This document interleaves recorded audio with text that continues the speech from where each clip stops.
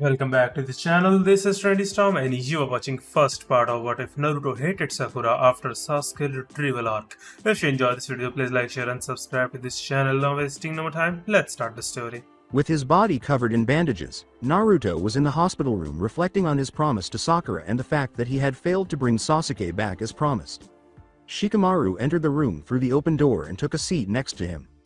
According to Shikamaru, "How are you holding up, man?" Naruto lowered his head and said, "I'm okay. I was just thinking about the promise I made to Sakura." Naruto, "Sasuke almost killed you with a Chidori and you thinking about a stupid promise of bringing back the person who wanted to kill you," said Shikamaru. Sakura entered the room at that precise moment. Naruto began, "Sakura-chan, I'm sorry," but Sakura interrupted him by striking him over the head. Shikamaru screamed, "What the fuck was that for you, bitch? The first time I asked you for anything and you couldn't do it, I knew you couldn't defeat Sasuke-kun. You're not strong enough to defeat Sasuke-kun. You always were weaker than him, holding him back," said Sakura. Through all of the suffering, Naruto thought, "Sakura-chan, I swear I will bring him back." Shikamaru looked at her indignantly and replied, "And you was strong enough not to hold him back." At least Naruto never waited for things to be handed to him. He worked hard for everything. "I'm sure Sasuke-teme told you that he wasn't the one who saved you from Gaara. Naruto didn't bring Sasuke back because he held back since he didn't want to kill the jerk." Sakura screamed, "That's not true. Naruto can never beat Sasuke-kun." "Sakura-chan," Naruto remarked to himself. Naruto thought, "She never believed that I could bring him back." Shikamaru yelled, "I'm sure Gaara wants to know what you said." Sakura yelled, "Sasuke-kun can defeat that insane creature. Where is he now, and why didn't he then?"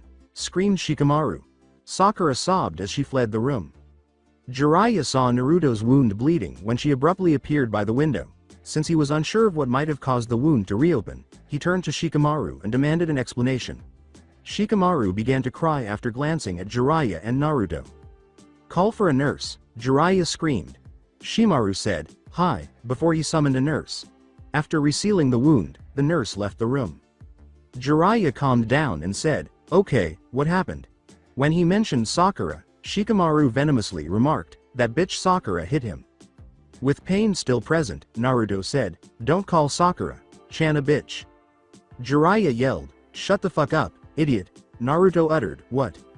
She almost killed you after you almost got killed by a promise you made to her. You think she would like if you brought the Teme, who she's been in love with since you was in the academy. Stop thinking that you can make everyone happy," Jiraiya replied. "You can't keep every fucking promise you make. This is not a joke, this is your life. Not just that you're a ninja, you don't let your emotions cloud your judgment. You keep following that bitch like she's something. Tell me one time you asked her out that she didn't hit you. Tell me one time that she supported you. Tell me one time that she agreed with you over the Uchiha even if you was right." Tell. Jiraiya began to scream.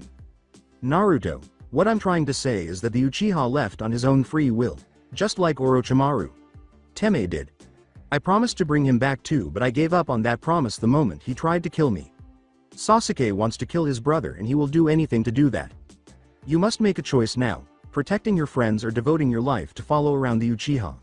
Jiraiya was being serious. "I'll defend my friends," Naruto grinned.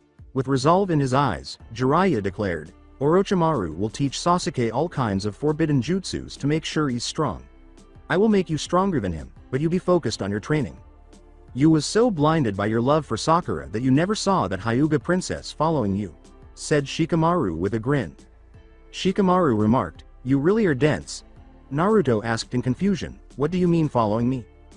Don't you ever see that say faints and stutter around you only?" replied Shikamaru.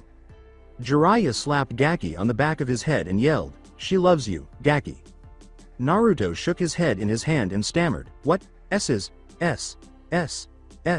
He loves me." Looking back, it was always clear, Naruto reflected. "You're deaf," Naruto said. Naruto said, "I need to speak with her before I leave." Shikamaru asked, "Where before you go?" Gazing at the slothful child before him, Jiraiya declared, "I'm making Naruto my apprentice." Jiraiya got up and said, "I'll be right back, I have something to check." Jiraiya said, "And Shikamaru, meet us tomorrow before we leave," before he vanished in a cloud of smoke. Somewhere. In part because they were aware of what had transpired and who had won and who had lost, the council was in a frenzy. One of the 5 civilian council members shouted, "We should have never trusted him." The other 4 civilians supported him with a collective cheer. "He has always been a menace to this village, and it's probably his fault that Sasuke left," added the 5th member. Inuzuka Sume, a ferocious-looking woman with wild brown hair and twin red fang marks along her cheeks, shot back, "Don't you dare say that. He has done nothing but love this village. He has been nothing but a role model for my son, and he has nothing but a good heart," exclaimed another member. "He's a demon," exclaimed another civilian. Shuza of the Akamichi clan said, "Silence, this time. My son Choji also sees him a great friend. What demon would even care for a child? He's the fox. Aren't foxes known for being the slyest creatures on the earth? He is probably poisoning you and your children against the village," a 3rd civilian member yelled. The murmur of Nara Shikaku was, "This is so troublesome. Are you too arrogant and ignorant to know the difference between a sealing scroll and the object sealed in it?" A 4th, less disciplined civilian council member yelled, "Oh, shut up you ninja freaks. You cannot deny that the fox has an influence over the boy, it is written on his face, as evidenced by the whisker marks. He may not be the actual fox, but he's still the body of it," said the same civilian member of the council. "Freaks. Freaks, huh? You want to see a freak, just look in the mirror. Any man who won't let a boy have a chance in his own home is worse than dirt," Aburame Shibi said, his cool exterior belying his boiling blood. Yamanaka Inoichi spoke for Shibi. "You are an idiot. If Naruto really was the fox in a human body, he would have destroyed the village years ago." The 5th civilian member exclaimed, "He's a fox in human clothing. He's just selling the deception by acting like he cares." Inoichi glared at the council member and yelled, "Acting like he cares, huh? Why would he do that when he could have killed all who treated him badly already?" Just 3 council members remained silent: Hyuga Haishi, who was attempting to determine his own position with the boy; Danzo, an elderly warhawk who was looking for a way to benefit from this play; and Shibi, who refused to speak due to his calm manner. It's just not acceptable that Hinata loves him, and yet, he thought, there's something about him. He even helped Neji, but it's still risky to get close to my daughter. "Order!" shouted Tsunade, the Godem Hokage, above the clamor. Once more, Tsunade yelled, "I will have order." Members of the council started to become quiet. Tsunade started when there was silence. "This petty arguing is not why this meeting was called. We came here to discuss what we are to do about Uchiha Sasuke. We should punish the one responsible for his leaving, and send more, experienced, ninjas after him," said Danzo, that cunning and shrewd snake of a man. "What do you mean by the one responsible?" Tsunade became alert at once. "I am only agreeing with Tainusha-san, moron. It is probably Naruto's influence that led to Sasuke's leaving," said Danzo with no emotion. With the exception of Shibi and Haishi, the clan leaders screamed in rage, "How dare you even suggest that?" Sume shouted. However, the civilian members concurred with Danzo. "Yes, let's put him to death." When the silence returned, Tsunade yelled for order once more and glared at Danzo, saying, "You have no proof of this. I can't and will not accept the idea of punishing him. I apologize, Hokage Sama, but you genuinely have no say in the matter. According to the law, a motion must be put to a vote if 1/3 of the council supports it, and as you can see, half of the council is in favor of it," Kaharu, one of her advisors, stated. "Okay, but first of all, we won't kill him. I will never accept a boy with such a good record to be killed under my reign," Tsunade muttered. "Exile him is the worst thing I'll ever let you do," Tsunade declared. "Fair enough. I suppose we should reward the boy's kindness towards the village with letting him leave with his life, but if he ever comes within 5 miles of Konoha, we have the authority to treat him as a missing nin," Homura replied. Tsunade gave him a stern look, but she was sure that this would never occur because she knew that the clan leaders would vote for Naruto to stay while the civilians would vote for him to leave, resulting in a tie. According to the law, the Hokage would then have a chance to speak. "All right, Danzo. I accept your terms. Raise your hand if you support banishing Uzumaki Naruto." Danzo and the civilians raised their hands. The 5th Hokage returned, arguing against banishing the boy who had vanquished the Shukaku during the invasion. Sume commanded everyone on the council's shinobi side to raise their hands. "It's decided, Naruto won't be banished," Tsunade grinned. Tsunade smiled and said, "And do you not know of his heritage?" Getting to his feet, Danzo said, "Hokage Sama, Naruto was an orphan, he has no heritage."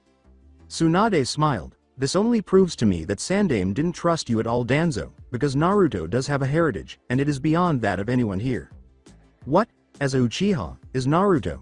The civilian members all burst out laughing when Danzo asked in a mocking manner. They all turned to see Jiraiya, who had just returned from meeting Naruto, when a voice said, "What Naruto is puts the Uchihas to shame." Jiraiya glared at the elderly Warhawk and remarked, "In fact, Naruto belongs to a clan so great, that even the last member of the clan was held in the highest honor." "Well, who might that be? Jiraiya-san?" With a hint of sarcasm in his voice, Danzo asked. "Just take a look at him, his smile, his mannerisms. You're a fool. So annoying," Shikaku remarked as he fell back asleep. Jiraiya was beaming. "Naruto belongs to the Namikaze line, the line of Yondaime Hokage." "What? The fourth Hokage's son is Naruto," Sume exclaimed, laughing. "What?" exclaimed a pink-haired woman on the council's civilian side. Jiraiya held his ears and said, "What are you, deaf, Banshee? How can this be?" Danzo asked himself as he considered the circumstances. Now he can use those strong jutsus of his father to create the ideal weapon, Danzo thought. Another civilian council member screamed, "How dare you say that the demon is the son of our fallen hero?" Recalling his late friend Minato, Heishi remarked, "This village would have already been destroyed if he hadn't been his father's son." Danzo smirked and said, "So, I say he does community service for his punishment." After learning about Naruto's ancestry, Heishi became enraged and yelled, "Punishment for what?" "For repeatedly risking his life to save the village," shouted Ino's father. "No, for failing his mission," the advisor Homura remarked. The smirking Jiraiya said, "No can do, we're going on a training trip." Gazing at the toad sage, Danzo remarked, "I will train him, he cannot leave the village yet." Smirking, Heishi remarked, looking for a weapon again. "I also think he shouldn't leave the village," Homura remarked, glancing at Danzo. Shibi finally yelled, "You just voted to exile him a few minutes ago." Immediately, there was quiet. Tsunade looked at everyone laughing and remarked, "You were about to exile the heir to the greatest clan in the world. And Naruto was the son of the greatest ninja in the world." Tsunade asked, "When are you leaving, Jiraiya?" "Sakura nearly killed Naruto in the hospital tomorrow while we were mourning," Jiraiya said, vanishing in a cloud of smoke. While Sume, Shoza, and Heishi released an even greater amount of killing intent, Tsunade yelled, "What?" and directed it at the pink-haired council member in the corner. "Lady Tsunade, please calm down, I can't sleep with all this killing intent in the room," said Shikaku with a grin. Tsunade relaxed and grinned as she turned to face the counselor. "I'll hold her accountable for interfering with one of my most treasured possessions," Tsunade thought. "The girls will receive medical instruction from me." When Tsunade mentioned Sakura's name, she added a little venom. "That includes Hinata Hyuga, Ino Yamanaka, Tenten, and Sakura Haruno. You must begin providing the boys with more advanced self-defense training because you have no idea what kind of prohibited jutsu Orochimaru is teaching the Uchiha." Tsunade added, "Naruto needs strong teammates because he is training with the strongest of the three Sannin." The shinobi's council members responded, "Hi." A civilian observing Tsunade remarked, "And I thought Orochimaru was the strongest of the three Sannins." Tsunade remarked of her teammate, "Jiraiya is just too much of a pervert to care about anything but those he loves, so he can defeat Orochimaru and me together. However, it appears that you constantly beat him up," Hiyashi said. "Problematic. Every time I do something foolish, my wife, who is a chunin, beats me up," Shikaku said as he stood up to go. "The strongest shinobis are weak against the person they love." Before leaving, Tsunade said, "Dismiss," with Sakura. Sakura was crying in her room, thinking about Naruto and her beloved Sasuke-kun. Perhaps she should have gone with him when Sasuke abandoned her in the village. Sakura thought, "Sasuke-kun, why did you leave knowing that I loved you?" "I know Naruto will bring you back to me," Sakura thought. "He never retracts his statements, and he was always there for me," Sakura thought. "I'll take you back, Sasuke-kun," Sakura muttered to herself. Sakura said aloud, "I should apologize to Naruto first." Alongside Naruto, Shikamaru and Naruto were sitting in the room playing shogi when the door opened to reveal Kakashi with the orange book in his face. Naruto was still waiting for Jiraiya because he wanted to know how long he would be gone, and he was also thinking about his past actions, what had happened to his friends, and what Sakura had done to him. Kakashi waved. "Yo," while grinning. Naruto said, "Kakashi." Sensei, what's up? Shikamaru glanced at Kakashi before greeting him. Naruto, how are you doing? Kakashi said as he put the book away. My student nearly killed my other student with a jutsu I taught him, he thought. Hey, Kakashi. Sensei, Shikamaru said. Kakashi waved at him and said, Yo. I'm okay, Sensei, Naruto said. Naruto grinned and said, You heard I was leaving on a training trip with Ero, Senin. No, when? Kakashi uttered in surprise. As Naruto put it, I don't know yet. Now that you hear this, make sure you return strong, Kakashi said, go, and vanished in a cloud of smoke. In a puff of smoke, Jiraiya emerged outside Naruto's hospital room window, entered through the window, and sat on the bed. Jiraiya grinned and said, Gaki, you're going to see your friends before you leave. Jiraiya said, We are going to depart tomorrow in morning. Naruto hurriedly got dressed and got up in order to see his other allies, including Neji, Choji, Kiba, and most importantly, Hinata, before departing. Alright, Ero. Senin, I'll see you at the funeral, Naruto waved at him. Jiraiya yelled, Stop calling me that brat. Never, Naruto retorted. After leaving the room, Naruto and Shikamaru went to see their good friend Choji, who opened the door and entered the room while grinning and discussing the mission. Shikamaru noticed that Choji had already returned to his normal weight and was eating some chips, as he lay on the bed with a large stack of chips beside him. Naruto shouted, Choji, what's up body, as soon as he walked into the room. So vivacious already. Difficulty, Shikamaru whispered. As he ate, Choji said, Naruto, Shika, what's up? Nothing, we just walking around so that Naruto can say his good byes, said Shikamaru. You know, it's troublesome, he said. Choji asked, Where are you going, Naruto? Along with Ero. Senin on a training trip. I will be stronger than ever when I return, so you guys had better get stronger. Have faith. With resolve in his eyes, Naruto uttered those words. Yeah, Choji replied. I have to pack my things because it's getting late. Tell me. I would like Ino, Neji, Kiba, Shino, Lee, Tenten, and Hinata to join me in morning tomorrow by the west gates. Oh, and Gaara and his family as well, Naruto exclaimed as he hurried out of the room. He forgot to mention Sakura, Choji said, perplexed. He didn't forget, Shikamaru said, glancing at his friend. I'll explain later. With Jiraiya. Jiraiya jumped through the window into the Hokage office and stood in front of Tsunade, who was sleeping on her desk with drool all over the place and snoring loudly. She looked at him angrily as she hit the desk, woke up, and threw a punch at him that he easily avoided. Tsunade screamed, What the hell do you want, Baka? Hold it down. I wouldn't have to wake you up if you weren't dozing off at work. Smirking, Jiraiya said. Tsunade calmed down a bit and asked, What do you want, Baka? Jiraiya said, I came for Naruto's stuff. Go get them, please. Tsunade yelled, I never stopped you from doing what you want before. Yes, Tsunade. Sama, Jiraiya grinned, saying, Don't call me that, Tsunade. Lady Tsunade grinned at Jiraiya once more. Stop it, Baka, Tsunade screamed. Okay, what are you going to do with Kakashi since he don't really have a team anymore, replied Jiraiya. The head of Anbu, until Naruto returns, Tsunade said. And Naruto will return when he turns into a Chunin, Tsunade stated. Okay, Jiraiya said as she turned to leave, touching the wall, pulling out a box, and then passing Tsunade again and opening the window. Haim, I'll see you in 3 years. Don't miss me too much right now, okay? Jiraiya grinned. Tsunade said, Not in your dreams, pervert. Jiraiya then vanished in a cloud of smoke. Jiraiya, I will miss you, Tsunade thought. The following day. Several shinobis were standing in front of the Hidden Leaf Village gates. Neji, Hinata, Kiba, Ino, Shikamaru, Choji, Lee, Tenten, the Konohamaru Corps, the Sand Siblings, Guy, Kakashi, Kurenai, Shizune, and the village's Hokage were all there to see the blonde ninjas off. Naruto and Jiraiya were approaching the ninjas slowly, with Naruto wearing his backpack and his hands behind his head. Eventually, they stopped in front of the ninjas.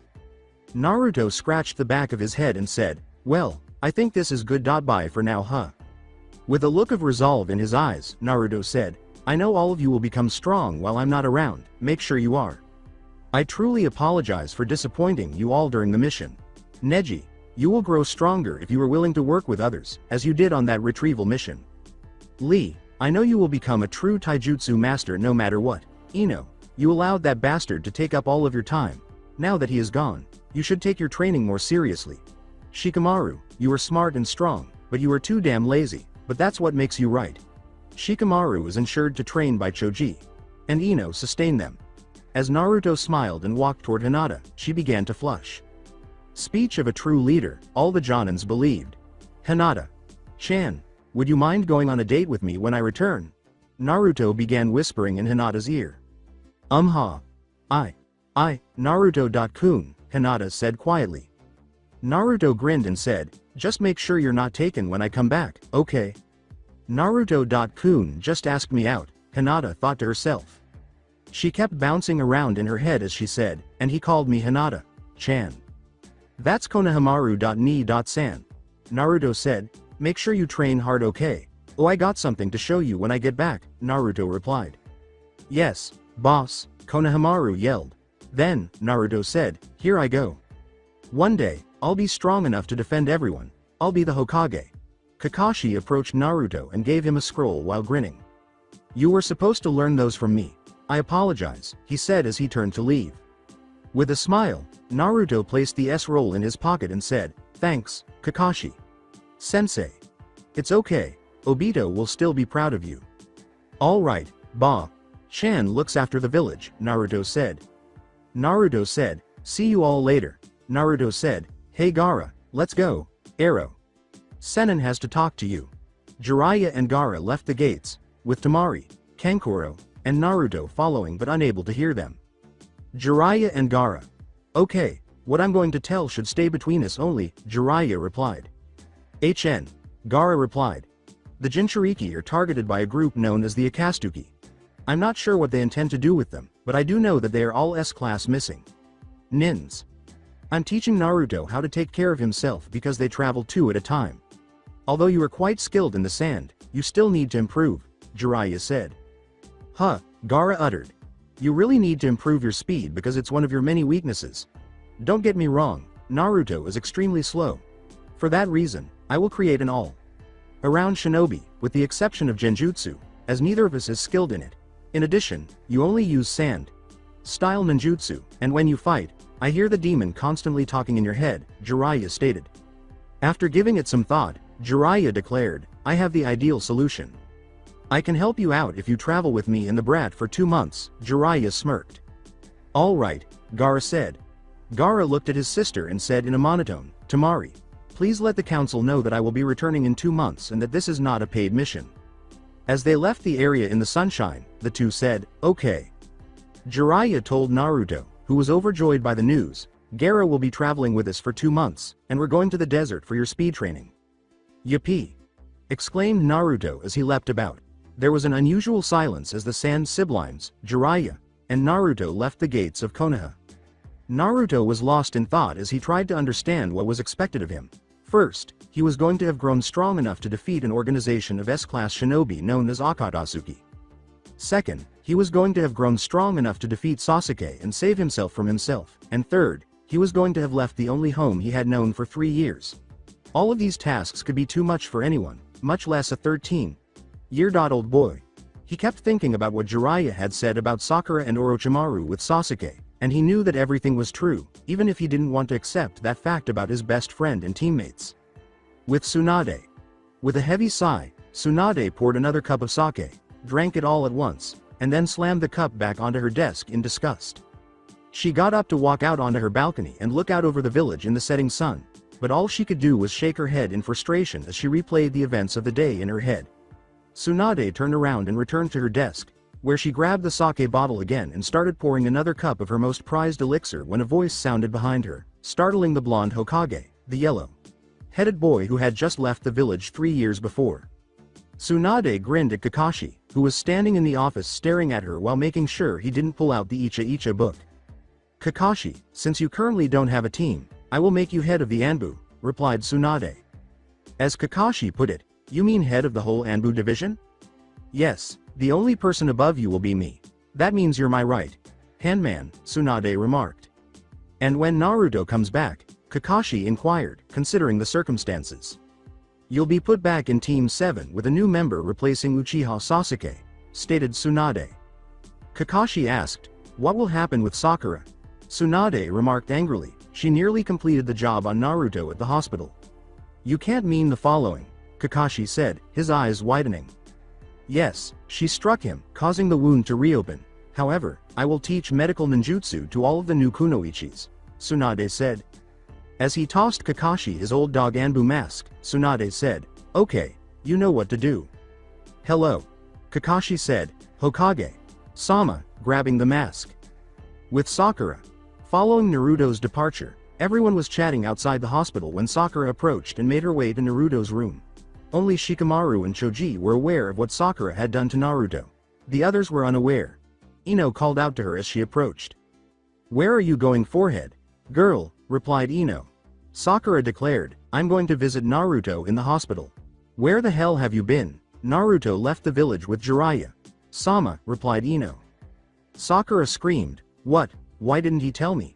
Shikamaru, who was seated in the back, yelled, why the hell do you think you bitch? Ino yelled, what's your problem, Shikamaru? You're not aware of it, but Sakura entered the room as Naruto and I were discussing the mission. She refused to listen to Naruto's explanations of what had happened and instead struck him, reopening the wound on his chest. He would have perished if he had been left in the room by himself without anyone to call a nurse. And the Uchiha jerk wasn't back, so she just ran out of the room crying like a victim, Shikamaru said, staring at Sakura with a disinterested and irate expression. Everyone shouted, what? Except Choji, who was already aware. Sakura asked Ino, glancing at his fries, is that true? Sakura defended herself by saying, I was angry at the time. Hinata was staring at her with her Byakugan active and her eyes were filled with hatred. Looking at her with disappointment, Ino said, you had a reason to nearly kill a teammate because you were angry. Sakura looked at them and said, I hit Naruto like that all the time, he never got mad, why are you guys making this a big deal? Because the one person he thought of as a brother nearly killed him, stated Kakashi, who appeared in front of them and gazed at Sakura with dismay in his eyes. When you hit Naruto over Sasuke, it's not the physical pain that hurt him, it's the fact that he would give his life for you and you treat him like he doesn't even exist, Kakashi said while staring at her. Kakashi looked at her and asked, how did you feel when Sasuke rejected you? It's me. Sakura sobbed as she said, exactly, Kakashi said as he walked away from them. Sakura told herself, Naruto left, he didn't even tell, I'm sure you'll be asking for a date when he comes back, to console herself over the fact that he had not informed her of his departure. The Toad Sage was also deeply contemplating the changes in his life. First, he learned that his sensei had been killed by his former best friend. Second, he discovered that a powerful organization, Akatsuki, was threatening the elemental nations, and third, he had to protect and train one knuckle-headed, unpredictable ninja to thwart the plans of this organization. Minato Namikaze was the son of his favorite pupil and one of the greatest ninjas in the history of the 5 elemental nations, and had nearly been killed by a power-hungry Uchiha on his way to his former best friend. Where do we begin? Naruto has so much room for improvement that it's nearly overwhelming. In terms of ninjutsu, he can summon Kage Bushins effectively, and he has a fair amount of control over the Rasengan. In Taijutsu, he is more of a brawler than having a refined style or two. And in terms of genjutsu, we might be starting from a disadvantage because of his shaky chakra control. Lastly, as a strategist, Naruto's battle adjustments are amazing, but he still lacks enough control to have assessed his opponents or surroundings. He typically attacks first and then adjusts later, but against the types of opponents he will encounter, that won't cut it. Jiraiya assessed his pupil and simply wondered how much research he could accomplish on this trip with this kind of work. When Gaara and Naruto reached the border, they noticed Jiraiya sitting on a rock working on a seal. Jiraiya got up upon seeing the 2 weary teenagers and put the seal in his pocket before glancing at them. One positive aspect of having a demon inside of you is that you don't look tired. Jiraiya grinned as he looked at Gaara. Jiraiya said, okay, you two get some rest, we're not done yet. Gaara, would you mind turning some sand into a little resting place? I'll take care of the rest, Jiraiya replied. Gaara worked the sand into a solid 3-bedroom area with a bathroom in each room.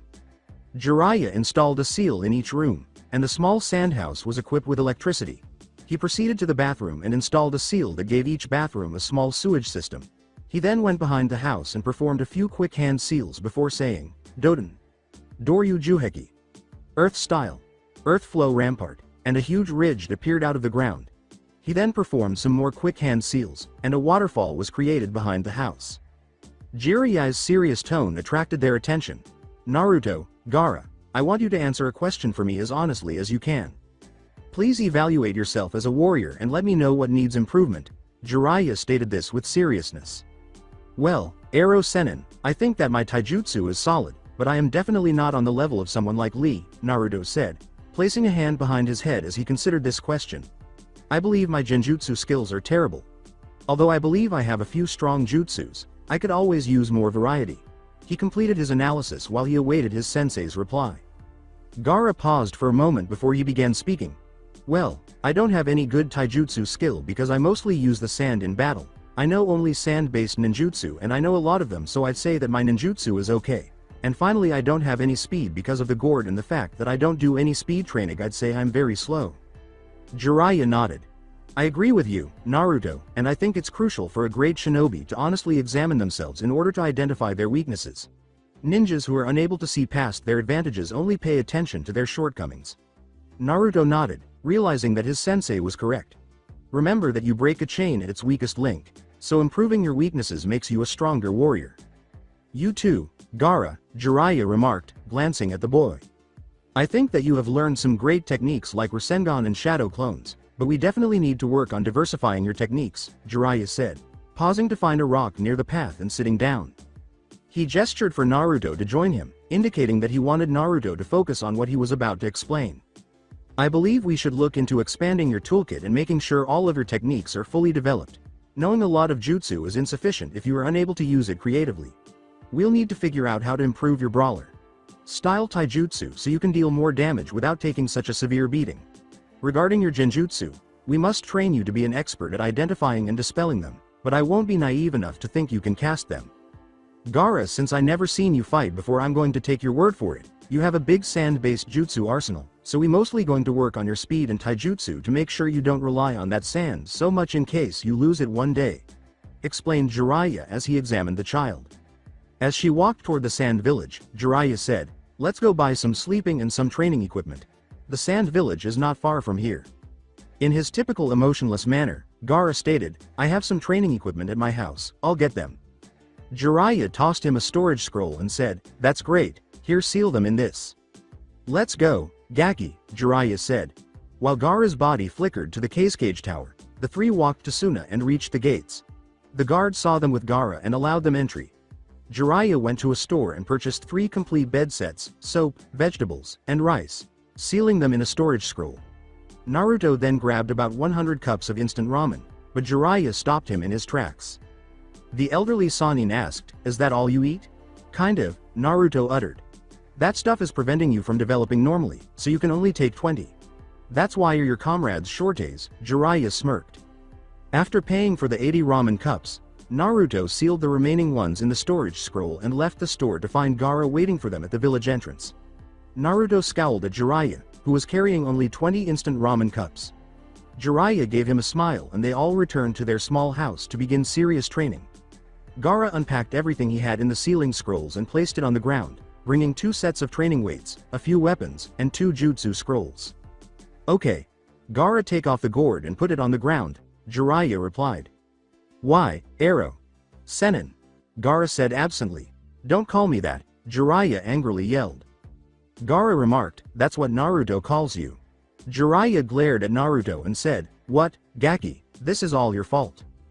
Jiraiya showed Gaara the small pouch and said, anyway, I made a seal so that you can carry your sand in this pouch. Gaara said, perplexed. It will work just like the gourd, it's just easier to carry, Jiraiya replied. It was hot as hell because it was a desert, and they all stripped off everything but their pants. They put all the sand that was in the gourd and some extra sand in the small pouch, and it stayed the same size and weight. Gaara placed it on his back and began calling on the sand, and it worked exactly like it would for the gourd. Jiraiya handed each of them a 20-pound set of weights and said, okay, you will start with 20 pounds of weight on your body. With an evil glee, Jiraiya declared, you will run on the sand with the weights and using your chakra not to sink. I'm sorry, sensei, if that's for calling you a pervert, Naruto said, feigning tears. It's too late, Jiraiya smirked. Gaara, who has spent his entire life traveling on sand, got on the exercise first, while Naruto struggled to get it down because he wasn't used to the sand. After finishing the exercise, Gaara went to rest, which for him meant simply sitting down.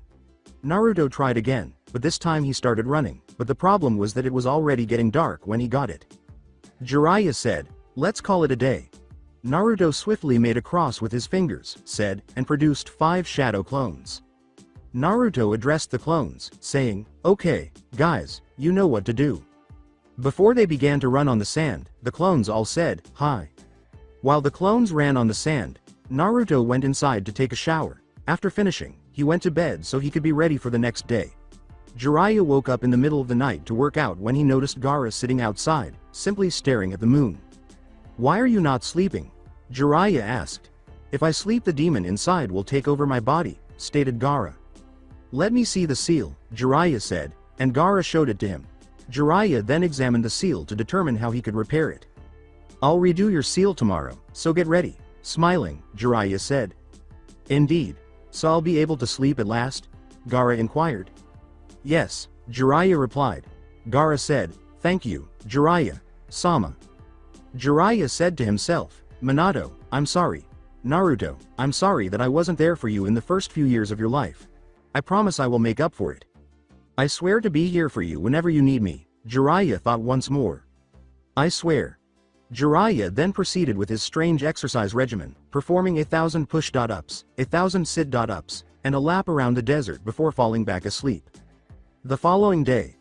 When they woke up the following day, Naruto made breakfast for all 3 of them, which, surprisingly, wasn't any ramen, and they all showered to prepare for the training day. Feeling relieved that he would finally be free of the voice in his head, Gaara walked outside. Jiraiya told the young Uzumaki, "Okay, Naruto, pay close attention. Come here, Gaara," Jiraiya said. When Gaara approached him and removed his shirt to reveal the seal, Jiraiya instructed him to sit down and wrote several seals from the ground to the seal on Gaara's right bicep. He then performed hand seals and put his hand on the seal, causing Gaara to scream in agony as the markings Jiraiya had drawn on the ground moved toward Gaara's seal. The new seal appeared on the outline of the old seal, and all of the seals made it. "Done," Jiraiya said. "Let's try it out with a fight with Naruto," Jiraiya said. "Huh," said Gaara, perplexed. Naruto, also perplexed, asked, "How is this to test it out?" "You see, when Gaara fights, as he told me, the demon keeps screaming in his mind," replied Jiraiya. "All right, get ready, you two. Give it your all," Jiraiya said. Since neither of them had ever been properly taught a taijutsu style, Naruto and Gaara simply stood there. The match began when the sand surrounded Gaara, and Naruto created 100 clones and sent them to attack, but all of them were destroyed. Naruto continued to make more and more clones, which was beginning to irritate Gaara. Gaara then started making the sand attack, which Naruto continued to dodge but kept getting hit. Naruto then created another 100 clones, and they all pulled out their shuriken. Gaara began performing hand seals because Naruto had previously done that to him. "Now," Naruto said, and all the clones threw the shurikens. Gaara finished his hand seals and then said, "Sphere of sand," and a huge wall of sand covered him completely in a sphere shape. When the shurikens were stopped, Gaara dropped the jutsu, but as soon as he did, Naruto was in front of him. Naruto punched Gaara, sending him a few yards back, but he didn't hit the ground because the sand stopped the fall. Naruto ran toward him to attack again, but the sand shot up and moved his hands, giving Gaara the opportunity to punch him in the stomach. Jiraiya said, "Okay, stop." Both of them halted and turned to face Jiraiya. When Jiraiya thought about the fight, she said, "Good match, but both of you have a long way to go." "Hi. Yes," Naruto and Gaara said. "Both of you need speed, which we're working on. Gaara, you need to learn more than just sand-based jutsus in case something happens to your sand. Gaara, I don't have any taijutsu style that suits you, but when you go back home you need to master one," Jiraiya replied. Gaara then spoke up. "Jiraiya. Sensei, I have a taijutsu scroll with me, can you help me with it?" replied Gaara. "Of course, after the speed training, which we will finish in 1 more week," Jiraiya replied. All 3 of them began running on the sand after Jiraiya said, "Okay, start running. When you don't feel the weights, add 10 more pounds." 1 week later, they were all standing outside the house that Gaara had built and were creating a daily schedule. Naruto and Gaara were now as fast as Lee with his weights on because they had only run for the past week. while Jiraiya was as fast as Guy without his weights because he became bored and started running with them. Naruto began to jump up and down when Jiraiya said, "Okay, now for some taijutsu." Jiraiya made a shadow clone of himself, and he accompanied Naruto while the clone accompanied Gaara. Gaara gave the shadow clone the scroll he possessed, and the clone began performing the katas with him. Gaara had learned the katas from his sensei's frequent use of them. "All right, you got it. Every time, execute them a bit faster," the clone said. Gaara said, "Okay," and began to recite the style's katas a bit more quickly. "Naruto, I'm going to teach you one of the styles taught at the academy a while back," Jiraiya replied. Naruto expressed disappointment by saying, "You mean an academy style?" "No, before the Kyuubi attack, they don't really teach it, and not many people use because of the name," Jiraiya replied. "It's the fox style," Jiraiya declared as he assumed the stance, keeping his hand open and his legs spread wide in a straight line. Jiraiya said, "Do it." Naruto assumed the same position as Jiraiya, who then proceeded to show him each kata individually. "Now, do the katas again slowly, and after each time you performed all of them increase the speed," Jiraiya replied. After considering what kind of skills Orochimaru must be teaching Sasuke, Naruto wanted to advance more quickly. He put his fingers in a cross shape and said, "Taodu Kage Bunshin no Jutsu. Multi-Shadow Clone Jutsu." He then made 100 loans, each of which began learning the katas at a different pace, while Naruto performed them at his current maximum speed. Jiraiya and his clone told Gaara, "You have to fully grasp the style by the end of the month." "Do you know the Wind Clone Jutsu, Gaara?" asked Jiraiya's clone. "Yes," Gaara replied. "Create some to get you going faster, since like the shadow clones all the memories of the clones goes back to the original," Jiraiya's clone replied. Fuden. Kage Bunshin no Jutsu. Wind style. Wind clone jutsu, was said by Gaara as he performed the hand seals that Baki had taught him. He then made 100 wind clones that began performing the katas with him. Returning to the hidden leaf. During the exercise, which was designed to improve their dodging skills, the 4 rookie kunoichis looked bad, but Sakura looked the worst. Hinata received the fewest blows because she was the most flexible. Tenten received the fewest blows because she wasted time doing all those inhuman training sessions with Lee and Guy, and Ino received the 3rd blow because she wanted to prove herself to her teammates because she was the weakest member of her genin team. Sakura received the most blows because the entire time Tsunade was kicking the ball, she didn't want to get her hair dirty, which infuriated Tsunade, who kicked the ball so hard that it nearly killed the pink-haired girl. "Okay. Now come here before we get to any other training you must increase your chakra reserve," Tsunade grinned. "For the next month you will work on that before you do any medical ninjutsu," Tsunade replied. Lady T.su. Nade, L. Shyly, Hinata said. "Hinata, stop stuttering. Naruto dislikes that," grinned Tsunade. "Hi," Hinata said. She stopped completely, the other girls thought. What is Naruto involved in this? Sakura asked herself. Sakura had no idea that Naruto had changed before he left for his training trip, but she thought, "Oh, yeah, she do have a crush on Naruto, too bad he likes me." Hinata inquired, "How do we increase our reserves?" "Running up and down a tree using the climbing exercise until you run out," replied Tsunade. "Then rest and your reserve will increase, then do the same for the next month," said Tsunade. "When your chakra is at least mid-chunin level, we will start with more advanced training," stated Tsunade. "Since you all have good control, your control will get a lot better," Tsunade replied. Sakura grinned and remarked, "Everyone in our academy class had average control, except for Naruto."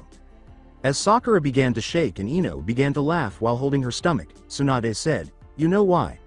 They all knew that Naruto had a tremendous amount of stamina. Otherwise, he couldn't have made all those clones without even growing weary. He has more chakra than anyone else in the entire village, which explains why. Sakura fell to the ground, but she felt compelled to defend her crush despite Tsunade's sly remark, "Not like that traitor," which stopped the murderous intent. Sakura yelled, "What Sasuke-kun had the most?" As she finished, she was on the ground, perspiring once more, and all of the girls' murderous intent was focused on her. With a malicious glee in her eyes, Tsunade declared, "If you bring up his name here once more, you will suffer the consequences." Sakura tried to get up and said, "I'm sorry, Tsunade-sama." The girls resumed their exercise, and Tsunade returned to her office. Although they were enjoying themselves, neither of them was chatting to Sakura. They all ran up the tree several times before stopping, with the exception of Hinata, who continued. I'm back with Naruto. I should have told them about the effect of the clones, Jiraiya thought as he went to the closest town to get some food materials for the following day after Naruto and Gaara spent the entire day learning the katas to their new taijutsu styles. At nightfall, the Y dispelled all the clones, and he was unconscious from all the information he received from all the clones. Jiraiya picked them up and placed them in their room. After returning with the food and setting it down, Jiraiya undressed and prepared for the strange exercise he was about to undertake. He performed push-ups and sit-ups before falling asleep. The next day the boys created another 200 clones and started working on the speed of which they would perform the katas. Naruto finished and left the clones practicing while he went inside to get something to eat. He came back outside and dispelled all the clones, which gave him a headache for a quick minute. He then created a single clone with a lot of chakra so that it could last more than the usual one blow. Naruto and the clone got in the same stance and ran toward each other in Naruto's full speed. They were dodging and meeting each other blow to blow. The taijutsu used the palm to make powerful hits in fast movement. The clone threw a punch at Naruto, but he jumped and turned 360 degrees in mid-air and landed on all four. Naruto then proceeded to give the clone a powerful blow in the stomach. The clone threw a kick at the yellow-haired kid, but Naruto used his speed to dodge the kick. He jumped in the air again and landed a well-placed punch on the face of the clone, which dispelled it. Good job, kid, Jiraiya remarked. Naruto said, somewhat bewildered, it's like, I already knew the style. You really do have a fox trapped inside of you, you know, Jiraiya joked. Naruto chuckled, that's probably the reason. When Jiraiya was considering her next move, she remarked, it seems you two mastered your styles sooner than I expected. Alright, work on making the styles better. Naruto, you have the memory of the shadow clones back, so you are aware of some of the style's shortcomings. Try to figure out how to use your clones to fix those shortcomings. Gaara, try to make yours better by covering some of those imperfections with sand, Jiraiya said. The boys began practicing their taijutsu, and Gaara's sand was a great addition to the style because he finished the style's flaws. Naruto's clones simply appeared whenever he was dodging or couldn't dodge. Alright, give it a try, Jiraiya said. Jiraiya looked at them and said, spare straight taijutsu. Jiraiya said, Hajime. They both got in their respective stance and faced each other. Gaara was the first to attack. He punched Naruto and sent him flying up. Naruto did a flip in the air and was about to fall down on both his legs when Gaara's sand was coming toward him fast. Without doing the seal, a clone popped up besides him in the air and pulled him out the way. Naruto fell down on both his legs and quickly went to attack Gaara. The sand came up to protect Gaara, but Naruto disappeared and reappeared behind the red hair and hit him with a powerful palm in the back. The sand covering his back was destroyed by the palm. Some sand came from the little pouch and got in the form of a fist, which punched Naruto when he was about to hit Gaara again. Naruto did 2 flips and put some distance between him and the red head. Naruto got in the stance for his style and waited for Gaara to attack. The sand started to come at him. He jumped in the air and did a 360 degrees horizontal turn.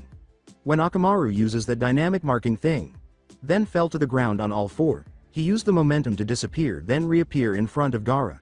The redhead threw a kick, but Naruto just did a flip and landed in all four again and rushed and punched Gaara before the sand could protect him. Gaara kicked him before falling and they both fell on the ground. Naruto got up and helped Gaara up. Jiraiya grinned and said, good job, you two got better than I expected. Naruto said, believe it, Arrow. Senin. Gaara said, thank you, Jiraiya, Sama. It's been a month since then. Gaara was thankful that Jiraiya, who wasn't even from his village, had chosen to help him. Over the course of the previous month, Jiraiya taught Gaara the few wind jutsus that were in the scroll, made them meditate while sitting in the middle of the waterfall he made in the back to increase their perception, and calmed Naruto. Gaara had a conversation with the sand demon, and he received a summoning scroll from him to summon the demon when necessary. He signed the scroll and thanked the demon. So now the sand spirit had returned to the demon realm in a physical form, but the chakra spirit was still sealed inside Gaara. Naruto and Jiraiya continued their journey, walking Gaara up to the gate of the sand village. Gaara said, thank you, Jiraiya. Sama. Don't worry about, just continue training and learn a few more wind jutsus and find some fire ones since that's your second element, Jiraiya replied. I'll see you around Gaara, Naruto said, grinning as usual. I owe you, Gaara declared. Temari, Kankuro, and Baki were becoming concerned, but Gaara seemed fine as they gave her a perfect look and didn't carry the gourd that they usually did. Baki inquired anxiously, what happened to the gourd Gaara? In his typical emotionless manner, Gaara responded, Jiraiya. Sama replaced it with something a little easier to carry. Temari said, huh, and Gaara gestured toward the small bag fastened to his back. What? Shouted Kankuro, that can't carry any sand. It has more than the gourd, actually, Naruto remarked. Thank you Jiraiya. Sama for helping him, replied Baki. It's nothing, Jiraiya uttered while summoning Baki. Alright. I forced him to learn a taijutsu technique he had brought with him, which accelerated him to the point where, with weights, he can now move as quickly as Lee. Give him more fire and wind jutsus to learn. To the Sand Junin, Jiraiya whispered, just keep training him. As fast as Lee, Baki remarked, startled. Thank you, Baki said. It's nothing, Jiraiya said. After bidding the sand ninjas farewell, Naruto and Jiraiya began to leave the desert. When Temari failed to notice the black rings around his eyes, she asked, have you been sleeping? Gaara said, yes, Jiraiya. Sama fixed the seal. After numerous unsuccessful attempts to fix the seal, Kankuro simply passed out from shock. As Naruto jumped around, he asked, where are we heading now, sensei? To Wave, Jiraiya said. Jiraiya threw Naruto a water ball and said, while we're traveling, practice doing the Rasengan with one hand. Jiraiya said, bust this with one hand. Jiraiya threw him 2 more water balloons, and Naruto began working on them. He tried to focus on spinning the water on both of the balloons, but it seemed impossible to him.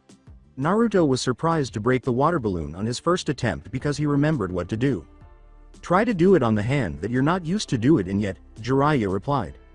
Since he could do it flawlessly with his right hand, Naruto took on one of the water balloons and began to try to bust it with his left. He spent the entire day trying to complete the exercise, and at the end of the day, when they arrived in a small town in the Fire Country's outline, they stayed in a small inn for the night so that they could continue their journey the following day. Jiraiya took advantage of the opportunity to go do some research and visit a strip club, where they led him to a private room at the back of the club with a single pole. He sat down, and a girl emerged and began to give him a lap dance. Jiraiya grinned broadly and said, hey Katuya, any new information? Jiraiya. Sama, yes. Orochimaru is the location. Katuya continued to dance so the boss wouldn't suspect anything. Orochimaru has a plan to attack Konoha after he takes over the Uchiha's body with those curse-sealed warriors of his, she said. Thank you. I hate to say it, but I have to go now, Jiraiya said as she stood up and placed some cash between her cleavages. The following day. Looking at the boy, the Toad Sage asked, are you able to locate directions? Finding your way, tending to minor injuries, setting traps for food, and setting traps to ward off shinobi are all skills you will need to acquire. I am aware that you have occasionally gone outside for training, but you cannot leave such gaps if you wish to live.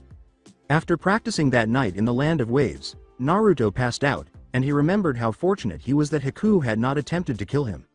Naruto could understand the reasoning behind not leaving oneself defenseless. Since there aren't many ninjas there, we're going to go to the Land of Waves. Additionally, you get along well with everyone there, so nobody will bother you. We need to talk about things that will help you stay alive on future trips on the way there. As he covered up the remnants of their camp, Jiraiya said. Jiraiya started teaching Naruto the fundamentals of tracking, including how to suppress chakra so the enemy would not detect him while tracking, as they made their way to the Land of Waves. Naruto suppressing chakra sometimes is more difficult than calling it out, because after you release it, it unconsciously flows creating the signature that Tracker Nin used to find targets, Jiraiya explained. He also taught Naruto how to tell time and how to determine direction by the position of the sun or where the moss is growing under trees. You must locate that flow within yourself and push it deeper rather than calling it out if you wish to suppress chakra. Since you have a lot of chakra stored up from the fox, it will be even more difficult for you to suppress, Jiraiya said. Before Jiraiya threw him a water balloon, which he had to burst, Naruto said, okay, sensei. Naruto then looked at his sensei after bursting the balloon. Naruto said, I told you I was awesome. You do know what comes next, right? Smirked Jiraiya. When Jiraiya threw him a rubber balloon, he caught it and began to try to break it. Naruto tried to do it with his left hand, but his control improved as he ran on the sand, using the chakra to keep it from sinking. He then tried with his right hand, but now he had to do both, which would also increase his chakra control. When they reached a large bridge, Jiraiya looked up and saw the name of the bridge, the Great Naruto Bridge, which made Jiraiya turn to face Naruto. What? Naruto asked, turning to face Jiraiya. Jiraiya said, look up. Naruto grinned as he remembered his mission with Team 7 and looked up to see the name. Naruto grinned and said, "Old man Tazuna." "All right, let's find an inn to spend the night," Jiraiya said. Naruto said, "I know a place where we can stay, so it's okay." Before reaching Tazuna's house, they walked for roughly 10 minutes, during which time everyone waved and greeted Naruto. Some even cheered for the yellow-haired boy. Naruto approached the house and knocked on the door. Tsunami opened it, saw Naruto, gave him a hug, and called for Tazuna. Tsunami grinned and said, "Dad, Inari, guess who's here?" Tazuna and Inari descended and discovered Jiraiya and Naruto standing in the house's living room. Naruto grinned and scratched the back of his head as he said, "Hey old man." Inari shouted, "Ni-san," and gave him a hug. Naruto grinned and said, "Inari.ni-san, you've matured. Did you look after your mother?" "Yeah," Inari said, her eyes welling with tears. Naruto said, "I told you already, don't cry for no reason." "Yes," Inari said, dabbing at his tears. Tazuna asked, "Where are your teammates?" Naruto grinned and pointed to Jiraiya, who waved to the elderly man before returning to reading the scroll he was holding. "I'm on a training trip with my sensei," Naruto said. With his head scratched, Naruto asked, "Maybe we can stay here for a week or so?" "Sure, we owe you." Tazuna grinned. Tazuna told the blonde, "You know where the guest room is." Naruto smiled and asked, "What's up with the bridge?" "We owed it to you because you were prepared to sacrifice yourself for us and because you gave us the strength to defend ourselves. It's only right." "Thank you," Tazuna said, shedding a few tears. Naruto remarked, "You're still a bridge builder." Tazuna declared, "The greatest, and the new mayor of the town." "You old drunk." Naruto chuckled and said, "Shut up, shrimp," Tazuna said, laughing as well. Jiraiya was still reading the scroll he had been reading earlier, so he put it down and lay down to rest a little before his meeting with his spy. Naruto took some rubber balloons from the storage scroll that Jiraiya carried and went outside to finish the training. After finishing the exercise and creating a Rasengan in each hand with ease, he began jumping around with joy, as he usually did when he accomplished something. Jiraiya woke up and took Naruto with him to the meeting with the spy, and they began conversing on the way there. "Since you are my apprentice, Naruto, you will have to undo my actions after I pass away," Jiraiya stated gravely. Naruto frowned and said, "You mean write those perverted books of yours?" Jiraiya grinned and said, "Yes, and take over my spy network for the village." Naruto asked in confusion, "What is a spy network?" "You have people gathering information for you about other nations, traitors, etc." With pride, Jiraiya said. Naruto laughed and remarked, "So that's the other research you be doing." "Indeed, it's crucial. In fact, one of my spies and I are meeting today," Jiraiya said gravely. Jiraiya knocked twice, and a man opened a small hole in the large metal door that marked the end of the dark alley where Naruto and Jiraiya had been walking. "Who is it?" the man asked. Jiraiya said, "Gamma," and the man opened the door and let him in. Jiraiya and Naruto entered a bar that had several small private rooms. Naruto didn't know what they were meeting yet, but he knew the person already. Jiraiya entered one of the rooms and instructed Naruto to wait for him by the bar. He called, "Weasel," before he sat down, and the enigmatic man entered the room, sat across from Jiraiya, and took off his hat. Itachi said, "Hello, Jiraiya." "Sama." "Itachi," Jiraiya said, smiling, "how is it going?" "Okay," Itachi replied. With seriousness, Jiraiya asked, "Have you found out yet?" Itachi handed him a scroll and said, "Yes, it's all in this scroll." He then produced another scroll and handed it to Jiraiya. "This is for Naruto. I heard what happened with Sasuke," replied Itachi. "You've accomplished your goal," Jiraiya said. "How about you return to the village?" Jiraiya said gravely. Still in his Uchiha face, Itachi said, "I can't do that." Itachi asked, "What about Kisame?" "We can discuss him later," Jiraiya said. "They intend to use those warriors who have been cursed to launch an attack," Jiraiya said gravely. "Of course," Itachi stated, "I will help the village, but I can't return or reveal who I am. In roughly a month, come see me in the old whirlpool. We'll discuss everything," Jiraiya said. "See you then," Itachi said as he left the room. When Jiraiya left the room, he noticed Naruto sipping something in front of him. He approached Naruto, and the yellow-headed man burst out laughing. Naruto continued to laugh as he said, "You look funny, sensei." "Have you been drinking, Naruto?" Jiraiya asked gravely. Naruto said, Y.Y.Y.es, as he stood up, but Jiraiya grabbed him just in time to prevent him from falling. Jiraiya laughed and said, "Let's go." Jiraiya put Naruto on his shoulder and accompanied him out of the bar, thinking, "I guess I'm old enough to drink, and old enough to kill." He woke up at the old man's house, put Naruto to sleep, and began packing both his and Naruto's belongings in preparation for their departure the following day. After leaving the land of waves, Naruto and Jiraiya were on their way to the old Whirlpool country, where his mother was born. Naturally, Jiraiya had to explain to him why they were going there. Jiraiya abruptly sat down as Naruto was looking for a way to enhance the Rasengan walking aside from his sensei. Jiraiya sat by the box he had taken from the Hokage tower and said, "Brat, come here." Naruto approached him cautiously. "To my son," was written on a scroll that Jiraiya gave him after opening the box. It was a letter when Naruto opened the scroll. "Greetings, Naruto. Since I will be dead when you read this letter, you may not recognize me, but I am your father. I was Konoha's fourth Hokage, and my name is Minato Namikaze. Please pardon me, son, for what I am about to do to you. I truly wanted to watch you grow up and teach you everything I know, but it looks like that won't happen because the QB is currently en route to the village. I believe in you, son, and I chose you to bear this burden because I can't ask another parent to do something I'm not willing to do myself, and you are the only one who can. Uzumaki Kushina, your mother, is a stunning woman who was born in Whirlpool Village. Since you are the clan's heir and final member, I left you the Namikaze sword, seals, and the scroll to my jutsus. Your godfather, Jiraiya Sensei, will assist you with the jutsus. Now that the fox is approaching, I must leave. Love always, Minato Namikaze." Your father Minato was crying when he wrote the letter, as evidenced by the tear marks on it. Tears filled Naruto's eyes as he turned to Jiraiya. Naruto, still in tears, said, "You knew all this time and you didn't tell me. It was a rule in the village, and your dad made me promise not to tell you until you was at least a chunin." Jiraiya saddened. Naruto, still in tears, screamed, "You're my godfather, where the hell were you all this time? I would have left the village with you, but the council members wouldn't let me. And it would be too dangerous for you since I got quite a few enemies." Jiraiya with a serious tone. "You mean the old people that be bugging Gigi? There's one that be looking at me funny when I go to Gigi's office," Naruto replied. Jiraiya questioned, "Does he look like a mummy?" "Yes," Naruto replied. Jiraiya stated, "He was the main one." Jiraiya looked inside the box and said, "Let's see what else is in this box." In the box, Jiraiya found 2 jutsu scrolls. One for the Flying Thunder God, and another for the Rasengan. 2 swords. One with a swirl like Naruto's and another with a dragon with water gushing from its mouth. A training manual that Kushina had left for Naruto. And finally a coat that resembled Minato's. As soon as Jiraiya opened the training manual, it stated that they needed to travel to Whirlpool Village, which was also Jiraiya and Naruto's current destination.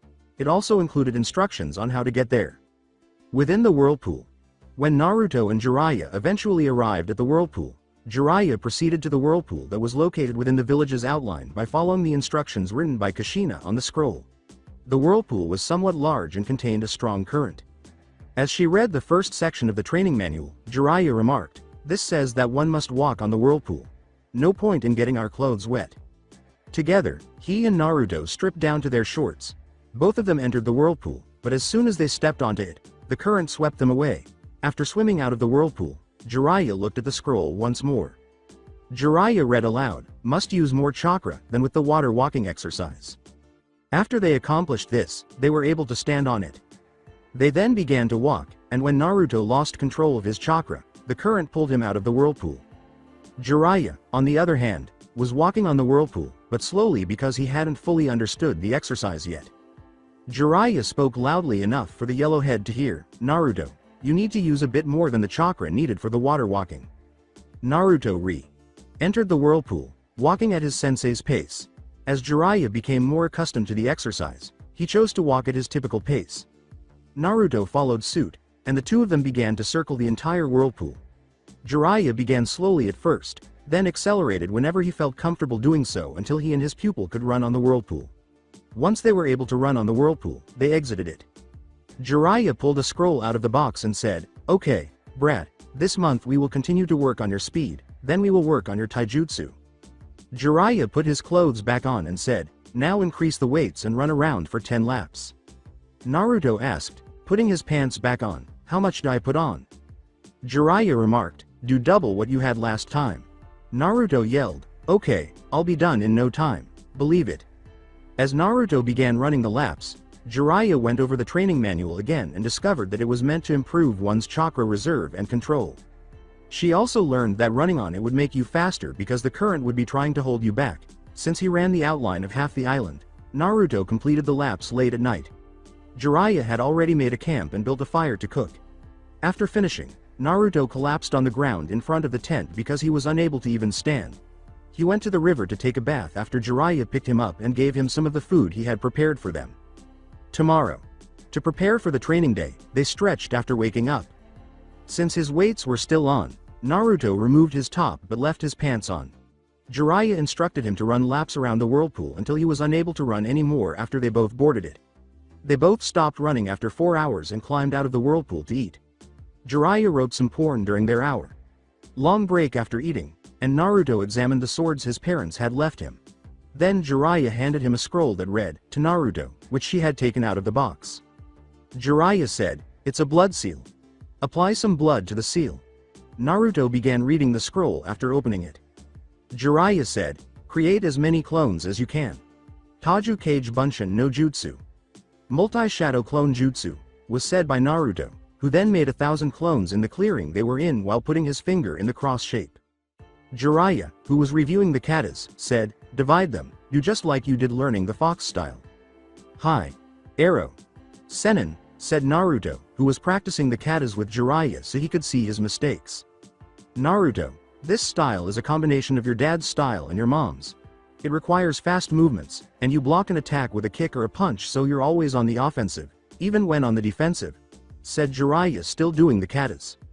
Jiraiya spent the entire day teaching Naruto the katas for their new taijutsu styles. When nightfall arrived, he defeated every clone and lay unconscious from the information he had gathered from them all. Jiraiya spent some time getting some food ready for Naruto's awakening.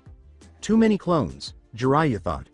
While Jiraiya was preparing the food, Naruto awoke in his imagination before the Kyuubi's large gates.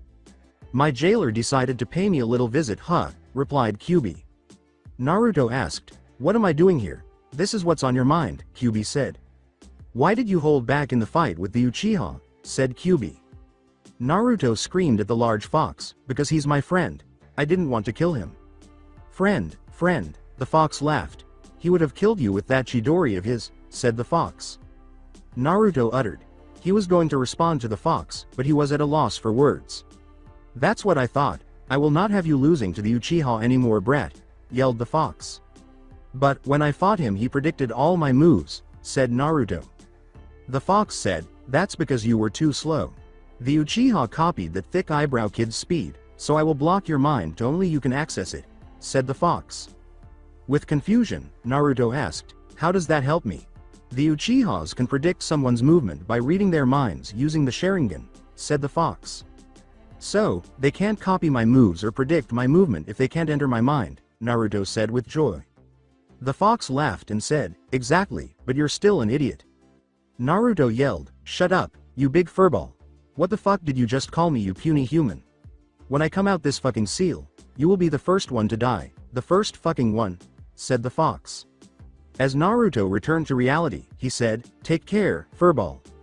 The fox yelled, "Come back and say it to my face." Later, when Naruto awoke and saw the food Jiraiya had prepared, he ate it and then got up to see Jiraiya simply gazing up at the afternoon sky. As Naruto sat next to him, they began discussing his meeting with Itachi the week before.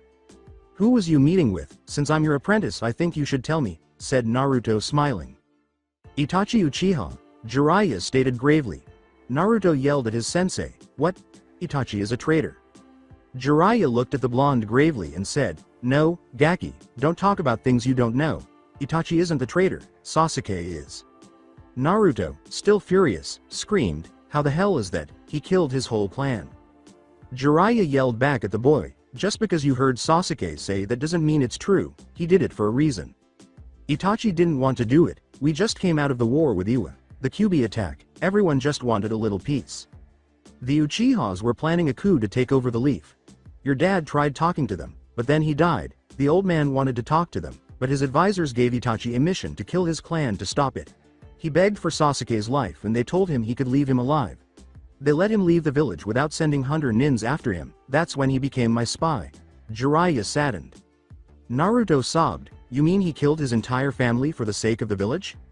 Still grieving over the young man's fate, Jiraiya remarked, yes, he loves the village and it's killing him not being able to go home. Naruto continued to cry as he asked, will he ever be able to come back? I hope so, Jiraiya stated, his eyes resolute. Naruto reaffirmed his resolve and said, me too, I will bring him back. The day after. To begin the day, Naruto got up and put on his weights, but his sensei was not there. When Naruto entered the tent and noticed Jiraiya still snoring loudly, he made a clone of his sleeping sensei and sent him by the small river to fetch some water in a container. When the clone returned with the container full of water, Naruto grinned because it was so cold. He then poured the water on Jiraiya and fled. As he jumped out of the futon he was sleeping in, Jiraiya screamed, cold, cold, cold, cold. When he peered out the tent after hearing laughter outside, he saw Naruto laughing on the ground while clutching his stomach. Jiraiya glared at the boy with the yellow hair as he put on his pants and left the tent. Jiraiya continued to glare at the boy and said, you know the routine. Naruto continued to laugh as he said, come on, lighten up, sensei. I'll get you for that, Jiraiya thought, laughing evilly. They both jumped into the whirlpool and began running. Even though it was already easy for them, they continued for 4 hours. They ate some ramen that Naruto had prepared from a storage scroll after the whirlpool exercise before moving on to the next one. Jiraiya interrupted Naruto as he stood up to begin practicing the katas. On the whirlpool, Jiraiya said as she boarded the whirlpool to rehearse the katas. To his sensei, Naruto protested, what? Now, Jiraiya said, grinning. Naruto boarded the whirlpool and began practicing the katas, but each time he performed a new one, he fell into the whirlpool because he was struggling to focus on remaining on the whirlpool and performing the katas. After reviewing all the katas, Jiraiya removed the water and proceeded to cook some additional food. Although he had to do it slowly, Naruto could now execute a kata while remaining on the water. It's been 2 weeks. In an attempt to sidestep any inquiries, Jiraiya stated, Naruto, Itachi will be joining us a couple of hours later. Glancing at his sensei, Naruto exclaimed, what? Naruto, this is a S-ranked secret of our village. Let me start from the beginning. The Sharingan is an Ido jutsu that evolves at puberty if it ever develops in a Uchiha. The Mangekyo Sharingan, which is what they call the upgraded Sharingan, evolves as a result of the fracturing of the mind with tremendous sadness, guilt, or trauma after the initial Sharingan has manifested itself. This is why the quickest way to achieve this form is to kill a person who is extremely close to you like a best friend. This form has incredible powers and abilities, but it comes at the price that the eyes will slowly go blind. Also, the technique does incredible damage to the psyche of the person who acquires it due to the cost of obtaining it. It is a forbidden technique among the Uchihas since it could lead to them killing each other off. People tried to explain this as the reason why Itachi killed off his clan, but I know this is not the case. Jiraiya let out a sigh. The final comment about Itachi, who was primarily held responsible for destroying the clan in a homicidal rage, caused Naruto's eyes to lift. What do you mean, pervy sage? Itachi was the head of the Anbu and was in direct contact with the third. The third trusted him without question. Think about it. How do you think the third Hokage was able to find all the evidence that the frog mentioned? Also, there is evidence that the Uchiha were trying to investigate Itachi, and this indicates that Itachi was being seen as an outsider to the clan. There is more to Itachi than you even know. Jiraiya was staring at the boy with the yellow head. The eyes of Naruto widened. What are you saying, Ero Sennin? Itachi did not just kill his clan on a fit of rage. He was actually sent on a mission to do so. This is an SS mission limited to the few of our village elders and the third Hokage. I only knew of the mission, as the third informed me that there was a plan to remove the elder leadership of the Uchiha, and Itachi was the one who volunteered to do this. He knew he could do it quickly without drawing the village into a civil war. If a person was caught from another clan, then this could have torn the village apart in a civil war. In fact, the third wanted to make sure that if things spiraled out of control that I was to return home to protect the village. This is why I was let in on the mission. How that assassination mission spilled into a full-scale genocide was something that no one could not fathom. Itachi was limited to taking out the upper leadership who were suspected of plotting against the village. Jiraiya showed signs of sadness as he reflected on all the women, children, and elderly people who had died on that horrible night. Naruto was astounded that the third could be so heartless. What are you saying? The third ordered the death of the Uchiha. He could not do something like that. It was impossible for his grandfather. like figure to have been so vicious. It was supposed to be a surgical strike and take out the cancerous elements. Afterwards, we could reveal the plot and state Itachi was defending the village, after we performed the investigation to uncover the proof. The goal was that he would be exonerated after the proof emerged. Itachi was going to disappear till the heat cleared. When the third cleared him, something went wrong that night because the real Itachi had left the village, and Sasuke discovered a person who looked like Itachi. This person must have used a henge to look Itachi, and he must have used a genjutsu to hurt Sasuke. As to why Sasuke was spared, no one knew. The village was assumed Itachi spared his brother out of remorse. Explained Jiraiya, still with the sadness in his face. Itachi knew that he could never return after that horrific murders of everyone in the clan, and what Sasuke saw that night. Itachi may have acquired the Mangenkyo due to his mission, but it may have come at a terrible price. He was only going to take out a few people who were pulling the strings of this coup attempt. Instead, he lost everything. Jiraiya was shaken by the fate that Itachi had endured. When Naruto realized that the hate and loneliness he felt for Itachi were unfounded, he became numb. Itachi took responsibility for the village's deaths of his own clan members. Instead, he was despised as a terrible monster, and his heroic deed was kept a secret. Naruto was fully aware of Itachi's life's trajectory. His life would only be devoid of love and full of sorrow. It was exactly like Naruto's childhood feelings. Then Naruto looked intently at his sensei and asked, "How do you know that Itachi did not betray the village?" "Itachi is the person who provides me with information on the movements of the Akatsuki and their purpose," Jiraiya replied. "Itachi, but Naruto. A couple of hours." When Naruto finally mastered his parents' taijutsu style, he was able to perform it on the whirlpool at his typical speed. When Naruto eventually learned ninjutsu, he would be even more powerful than before. In order for them to depart following their meeting with Itachi, Jiraiya packed his belongings and Naruto packed his. After arriving on the island, Itachi and Kisame were searching for Jiraiya when a small toad appeared in front of them. Itachi was aware that Jiraiya had sent the toad to retrieve them. After following the little toad, who was always begging for candy, they walked slowly until they arrived at the location where Jiraiya and Naruto were waiting for them. Itachi said, "Hello Jiraiya. Sama," Naruto.san, with all of his feelings expertly concealed. Jiraiya said, "Itachi.san, Kisame.san." While still packing his belongings, Naruto waved, "What's up Itachi, Sushi.man." Kisame flashed his shark teeth and said, "Hey brat." An elderly man holding a sword in each hand materialized behind Kisame as they were conversing. The elderly man with white hair asked, "What are you doing here?" Jiraiya intervened just as Kisame was ready to draw his sword. Jiraiya looked at the elderly man and said, "Calm down, we just here training. I thought there wasn't anyone living here." Naruto questioned the elderly man, asking, "Who are you?" The elderly man said, "My name is Uzumaki Kutame." Naruto's mouth hung open as he gazed at the man. The elderly man asked, "What's your problem, kid?" after observing Naruto's expression. Jiraiya spoke for Naruto when she said, "His name is Naruto Uzumaki, son of Kushina Uzumaki."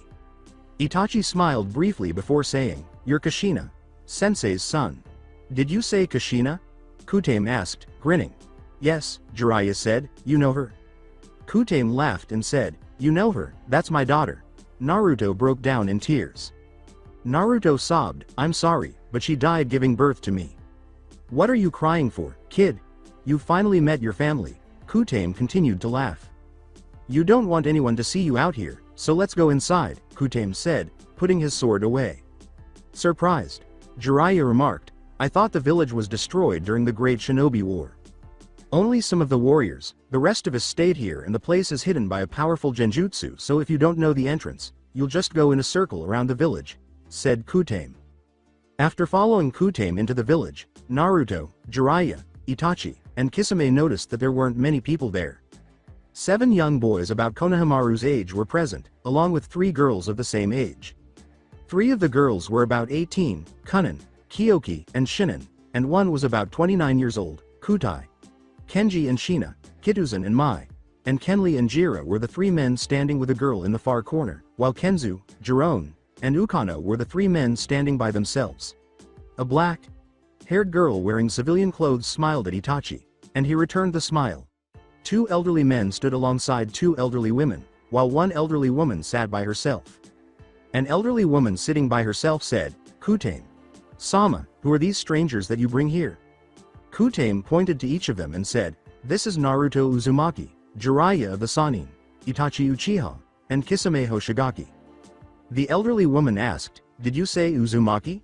"Yes," Kutame said, his eyes a little sad. "This is the son of Kushina-san, she died giving birth to him." "Naruto, this is your grandmother Kushima, your uncle Kenji and his wife Shina, and your granduncles and grandaunties sitting in the corner," said Kutame. Kutame said, "Tell them a little about yourself." Jiraiya interrupted Naruto, saying, "He's very loyal." Naruto continued, "Well, I didn't really have a normal childhood, so I don't like to talk about. I like ramen and training and my new family. I like to protect my friends. I like to learn new jutsus and stuff, and I will be the Hokage of my village," said Naruto. Naruto was apprehensive when he said, "Oh, and the nine-tailed fox is sealed in me," but he felt compelled to do so because these individuals were his family and all. "What?" exclaimed Kushima. Jiraiya looked at the elderly woman and said, "Yes, he was the only child born on the night of the Kyuubi attack who could hold the fox. His chakra reserve is kind of massive."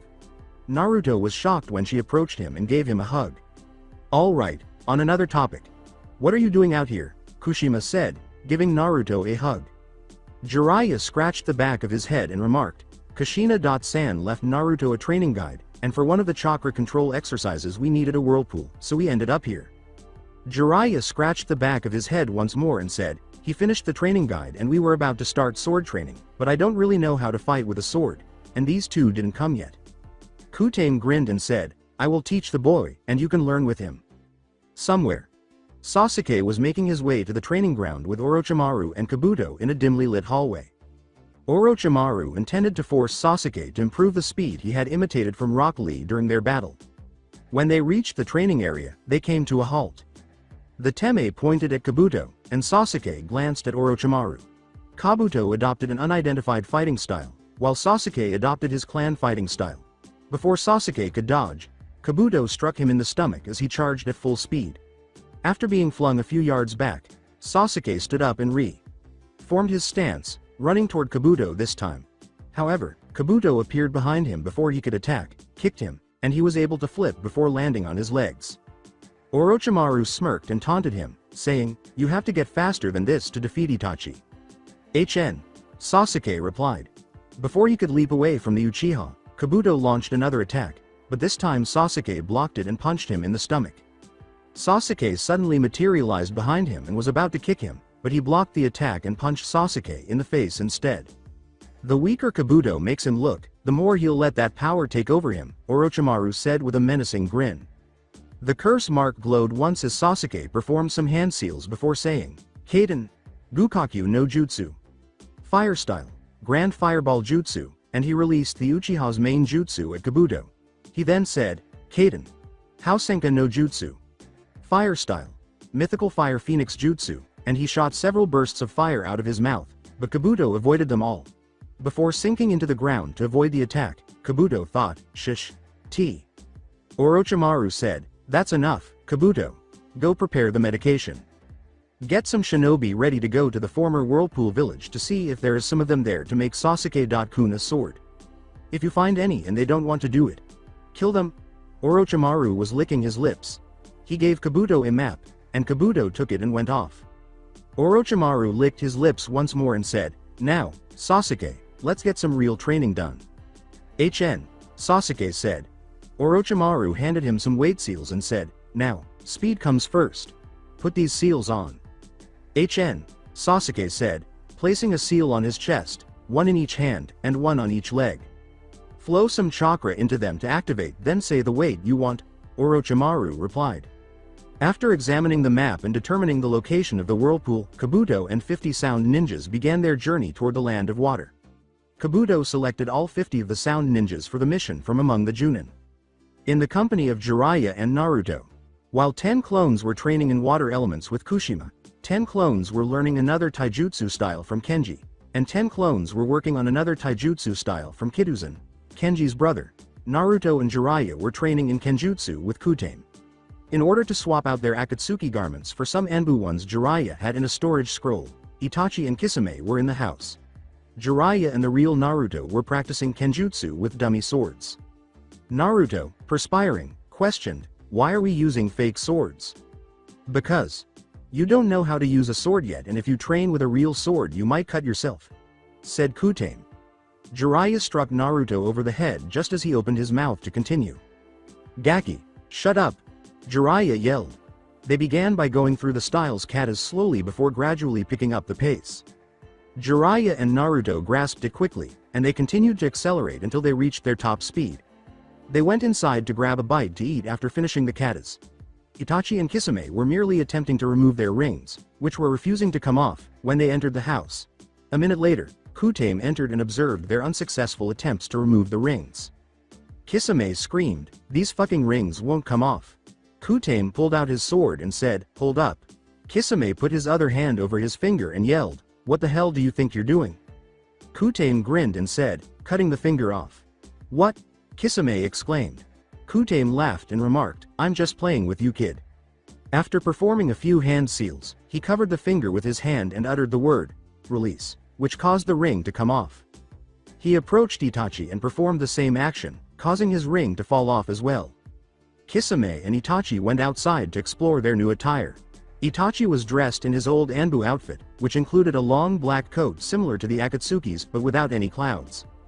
Kisame was dressed in a new Anbu uniform, which also had a similar coat, but he was not carrying his shark skin sword. After touring the small town, they returned to the Uzumaki compound to rest. At this time, the old man allowed Naruto and Jiraiya to hold two swords while they practiced the katas. After entering, Kisame became disinterested and chose to return outside with Itachi, who was watching the training from outside. "Okay."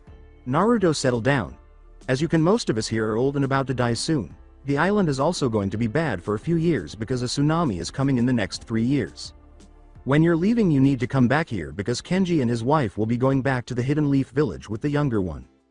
You will be taking everything in the library with you because once I die the genjutsu protecting this place will disappear and other villages will take everything and you don't want that.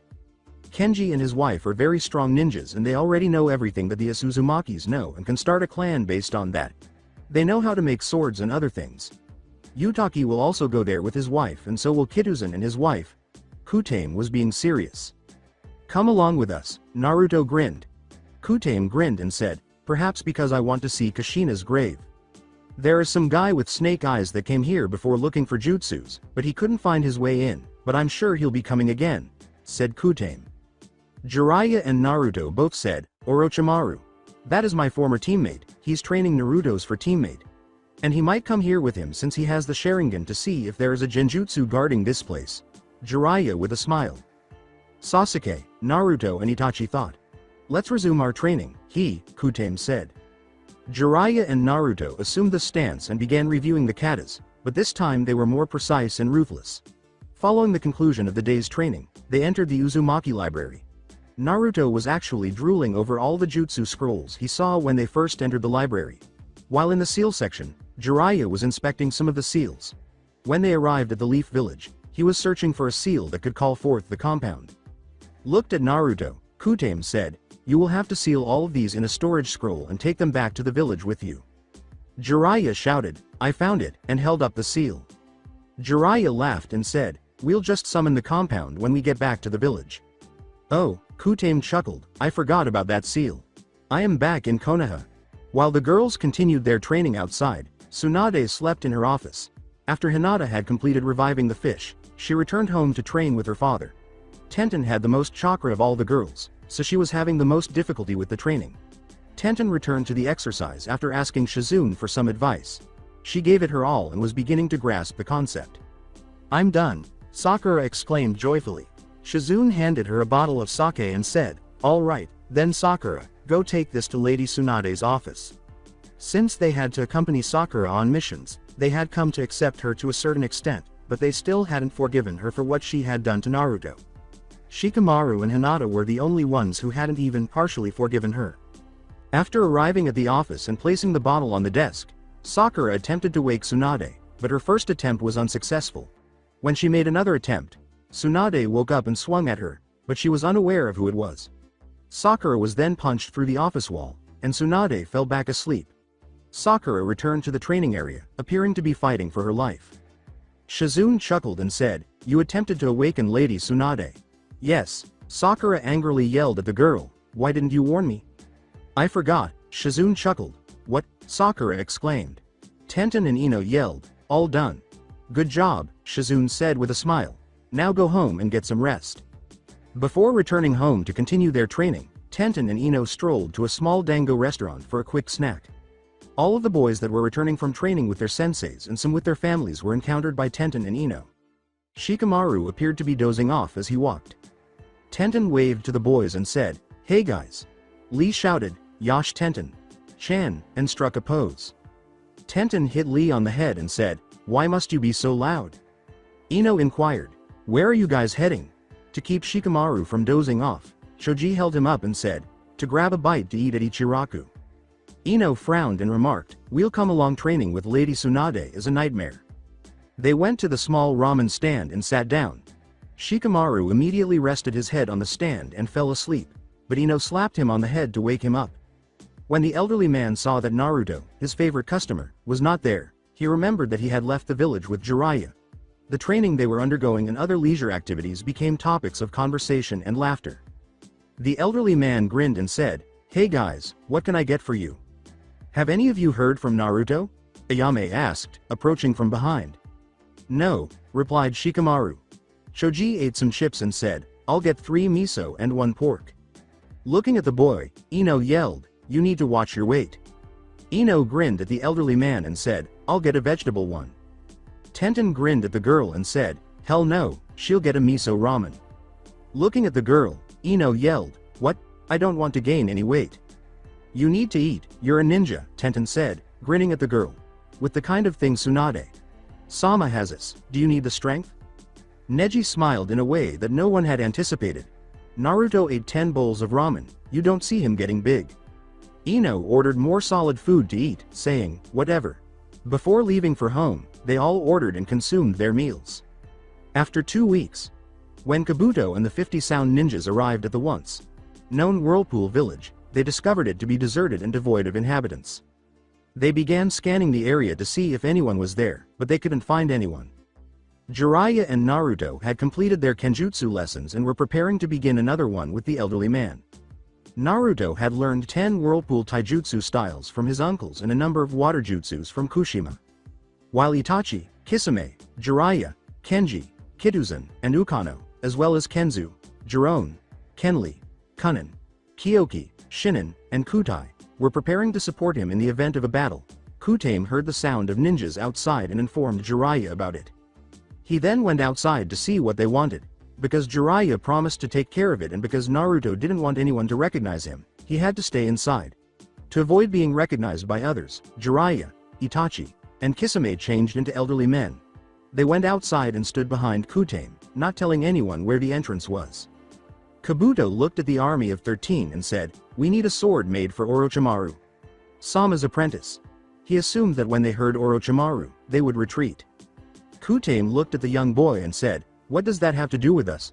Can't you just buy a sword? The sound ninjas leapt behind Kabuto as he threatened, no, we need one that he can flow his chakra type through, and you will make it. Look here Kenji-san. The kid wants to play ninja. Kutame replied. They all drew their swords and faced the 50 sound ninjas in combat stance. Kabuto chuckled and said, you think you can take us on? Try us, Kutame grinned. The Whirlpool shinobis stood firm and didn't even move as the sound ninjas ran toward them at high speed. Don't go all out, Kutame said with a smile. Before Kyoki could counterattack, someone kicked her in the stomach, but she flipped back to avoid falling. Another person threw a kick at her, but she avoided it. She prepared herself by settling into a kenjutsu stance and drawing her sword as the 2 sound ninjas pulled out their kunais. The first sound nin attacked her with his kunai, but she blocked it with her sword and kicked him back. The second nin took advantage of the situation to begin performing some seals, and then he said, Kaden. Karyu Enden. Fire style. Fire dragon flame bullet. A fire dragon then emerged from his mouth toward the girl, who did a backflip and put some distance between them. She planted the sword on the ground and performed some hand seals before saying, almost silently, Sweden. Suijin Heki no Jutsu. Water style. Water encampment wall jutsu. The nin saw her approaching and removed his kunai, but it was too late because she leapt down in front of him and pierced his heart with her. She took it out of him just in time to cut off the other nin who was attempting to sneak up on her. She stood up, wiped her sword on his clothing, and replaced it. They were both sweating and struggling, but Kutai was grinning broadly because she hadn't been in a fight in a long time. She had already killed one of the sound nins that were attacking her, and it was now a 1-on-1 battle. She was fighting as if she were insane, and her attacks were lethal and strong.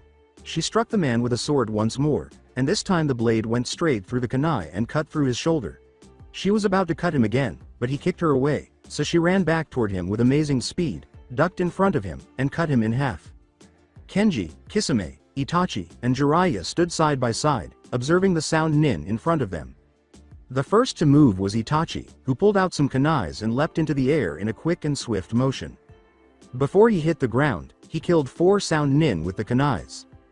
Jiraiya then vanished and reappeared in the midst of all the sound nin, punching one in the stomach with such force that the nin died instantly.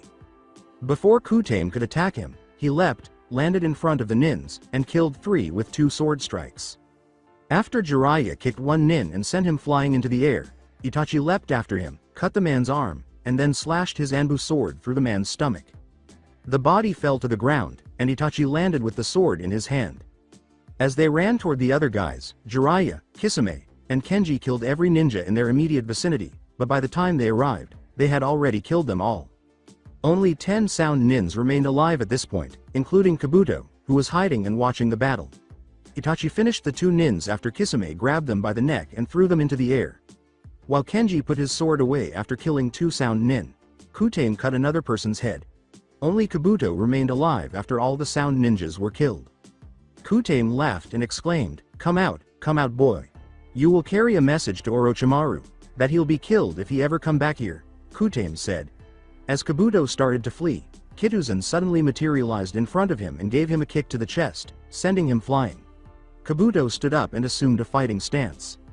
Kitauzan just let him go, he can't seriously think that he can fight all of us, when I could kill him without breaking a sweat, said Kutame. Yes, Kutame.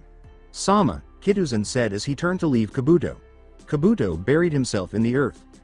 Lord Orochimaru will be furious, Kabuto thought as he ran down the river. As she put her sword away, Kunin remarked, well, that was fun. Hell yeah, Kisame said, removing his disguise, and the other disguised individuals followed suit. Kutame pointed to the corpses on the ground and said, clean this up. The bodies were washed away by a large water shockwave that came out of Kisame's mouth after he performed some hand seals and said, Sweden. Bakusu Shuha no Jutsu. Water style. Explosive water shockwave. All of them returned inside to carry on with their day. While Kisame began reading an orange book that Jiraiya gave him to kill time, Jiraiya and Naruto returned to training. Itachi was out there to assist Naruto with his training. After completing the sword training, Jiraiya and Naruto went inside for dinner. Everyone gathered around the table to eat the food that Kushima had prepared. After finishing her meal, Jiraiya went outside with Kisame, Naruto, and Itachi. While contemplating by the river, Jiraiya asked, what do you know about the leader? Thinking back to his days in the Akatsuki, Itachi remarked, we don't really know of his skill, but it's said that he can summon a bunch of animals and that he's never been defeated before. To everyone's surprise, Kutame emerged from the water and asked, do any of you have any summons? Jiraiya looked at the elderly man and replied, Naruto and I can call forth toads. No, Kisame and Itachi replied. What do you like? Kutame inquired. Sharks, Kisame chuckled. Crows, Itachi replied. Kutame said, follow me, as he made his way to the library. After they entered the library, Kutame went through one of the doors and they entered the room. Numerous scrolls with various names were present. Kutame removed 3 scrolls and tossed one each to Kisame, Naruto, and Itachi. Shark was written on Kisame's scroll. Itachi's had the word crow on it, and Naruto's had the word lion. Since the island was encircled by water, Kisame's scroll had the majority of the Uzumakis on it when they went outside back by the river and opened them. Naruto's had only 3 names, Kutame, Kushima, and Kushina, and Itachi's had not yet been signed. Until the Uzumakis had no ninja village and no more war, the lion was their primary summon. While Kisame summoned a giant shark in the river and was smiling, Itachi signed the contract and summoned a large crow, but as soon as he did so, he felt his chakra drop. The shark yelled, who summoned me here? Standing in front of the shark, Kisame declared, I was me, Kisame Hoshigaki. Hoshigaki huh? The shark asked. Yes, Kisame replied, I will be your new summoner. The shark turned to face Kisame and declared, I am Hoshiki, the head of the sharks. It's a pleasure to meet you, Kisame said. Before Naruto signed the contract with the lions, Jiraiya performed some hand seals and called Ma and Pa Toad to explain the situation. Jiraiya explained to them that the Akatsuki leader had the power to call forth multiple animals, and that his mother had called forth lions. They allowed him to sign the contract, which Naruto did before calling forth a lion the size of Gamabunta, who was thrilled because he hadn't been called upon in a long time. Is that you, Kutame? The lion roared. I'm here, but I wasn't the one to summon you. It was Kushina's son, replied the elderly gentleman. Kushina's son, where is he? The lion bellowed. On top of the large lion, Naruto declared, I'm right here. The large summon began to laugh as soon as Naruto leapt to the ground and the lion saw him. What's your name? The lion asked, giggling. Possessing, Naruto declared, I'm Namikaze Uzumaki Naruto, the future Hokage of Konoha. The big summon, I am Shishio the Alpha Lion, was uttered before he and the other summons vanished in a cloud of smoke. Jiraiya approached Naruto and wrapped his arm around him. When Naruto looked up, he saw his sensei grinning at him. He returned the smile, and they entered. Naruto was able to remove the swords from their sheaths for the first time in order to examine them more closely. He removed the Namikaze sword from its sheath and began staring at the incredible weapon with wide eyes. The handle was black, and the sword itself appeared to glow in the dark room. When he touched it, he was immediately cut by the sword's sharpness. He then put it away and removed the Uzumaki family sword, which had a black handle with a red Uzumaki swirl all over it, and a blood-red body with a black roaring lion on either side. Although Naruto disliked using weapons in battle, he cherished swords and found them even more valuable because they were one of the few things that reminded him of his parents. Before putting the swords away to sleep, Naruto took one last look at them. A month later, Jiraiya and his grandfather Kutame taught Naruto only summoning techniques over the course of the previous month, including how to summon the Gamaguchi Shibari. Jiraiya informed him that he was working on ninjutsu last, which made him impatient that he hadn't learned any yet. He was sitting on a rock outside meditating in preparation for learning one of Jiraiya's infiltration jutsus. Jiraiya grinned at Naruto as he emerged from the compound and noticed the boy meditating. Jiraiya said, Come here, Gaki, and Naruto stood up and approached him. With a serious expression, Jiraiya said, Today, I'm going to teach one of my infiltration jutsus, watch closely. Before saying, Ninpo, Gamma Daira Kage Ayatsuri no Jutsu, Ninja Art, Toad Flat Shadow Control Jutsu, he made a clone and instructed Naruto to make one as well. The clone simply stood there motionless. He then transformed into Naruto's clone Shadow, which was flat on the ground, and began to make the clone move away from Naruto. Since Naruto believed that only the Naras were familiar with shadow-related jutsus, he gazed at him in wonder. Before showing Naruto the hand seals for the jutsu he executed, Jiraiya instructed him to perform each ninjutsu in order at least 100 times. Jiraiya then dropped the jutsu and showed him all of the hand seals for performing ninjutsus. Following Naruto's declaration of Taju Kage Bunshin no Jutsu, Multi-Shadow Clone Jutsu, and the placement of his hand in the shape of a cross, 100 clones surrounded him. They all began performing the hand seals in order to learn them all by heart, gradually increasing the speed at which they did so. Every 5 minutes, Naruto defeated a few of the clones to gain experience with the seals. Eventually, he was able to complete all of the hand seals in 5 seconds. After he was done, Jiraiya approached him and demonstrated the jutsu's hand seals, which Naruto used before saying, Ninpo, Gamma Daira Kage Ayatsuri no Jutsu, Ninja Art, Toad Flat Shadow Control Jutsu, but nothing happened. You should concentrate on the jutsu, and don't put too much chakra, said Jiraiya. Before saying, Ninpo, Gamma Daira Kage Ayatsuri no Jutsu, Ninja Art, Toad Flat Shadow Control Jutsu, Naruto closed his eyes and began to think about his meditation sessions. He then opened his eyes again and performed the hand seals. His shadow then took over Jiraiya's clone shadow, and he realized that he could control the clone's movements and other things. When Naruto lost focus, he began to jump around while still controlling the clone, canceling the jutsu. Alongside Sasuke, a flashback to 3 weeks ago. After the lengthy journey from the whirlpool, Kabuto arrived back at the Sound Village exhausted and alone. Seeing no one, he made the decision to enter the hiding place. He went directly to the training ground to find the Hubei Sennin instructing the young Uchiha because he knew where to find his master. When he entered the training area and saw Sasuke and Orochimaru working on the Chidori, his clothes were still filthy from Kitazen's kick to his chest. Orochimaru licked his lips and said, "Kabuto, you're back. Where's the sword?" Kabuto looked at his master and said, "They wouldn't make it." With an angry tone, Orochimaru asked, "Did you kill them?" "No, I barely escaped with my life and all the sound ninjas I went with got killed," said Kabuto. With an angry tone, Orochimaru asked, "What, how many did you take with you?" 50 of them, Kabuto said. Orochimaru thought, "What?" Kabuto said gravely, "And an old man said that you'll be killed if you ever go back there." Orochimaru laughed and said, "They dare threaten me. We just need to figure out another way to get Sasuke-kun a sword," Orochimaru said, grinning slyly. The end of the flashback. Since he had found another blacksmith to make the sword he desired for the young Uchiha, Orochimaru was teaching Sasuke Kenjutsu. Orochimaru was taunting Sasuke about Itachi while he was panting, forcing him to keep training and allow the curse seal to control him. Now that he was faster than Orochimaru, Sasuke was simply mimicking Orochimaru's sword movements and dodging blows, but his snake-like flexibility prevented him from striking the Snake Eyes Sannin.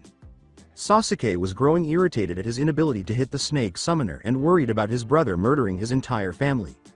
In the island of Konoha, Shikamaru and Choji had to go train with their sensei Asuma after completing their training with their family jutsus. Even though Shikamaru didn't want to go, the boys moved slowly in the direction of their training area. When they eventually arrived at the training area, they noticed their senseis standing beneath a tree and smoking a cigarette. Shikamaru and Choji were training with their sensei Asuma as part of their team. Asuma put the smoke away and said, "Okay, today we work to improve your close combat skills." "Troublesome," Shikamaru remarked as he sat down.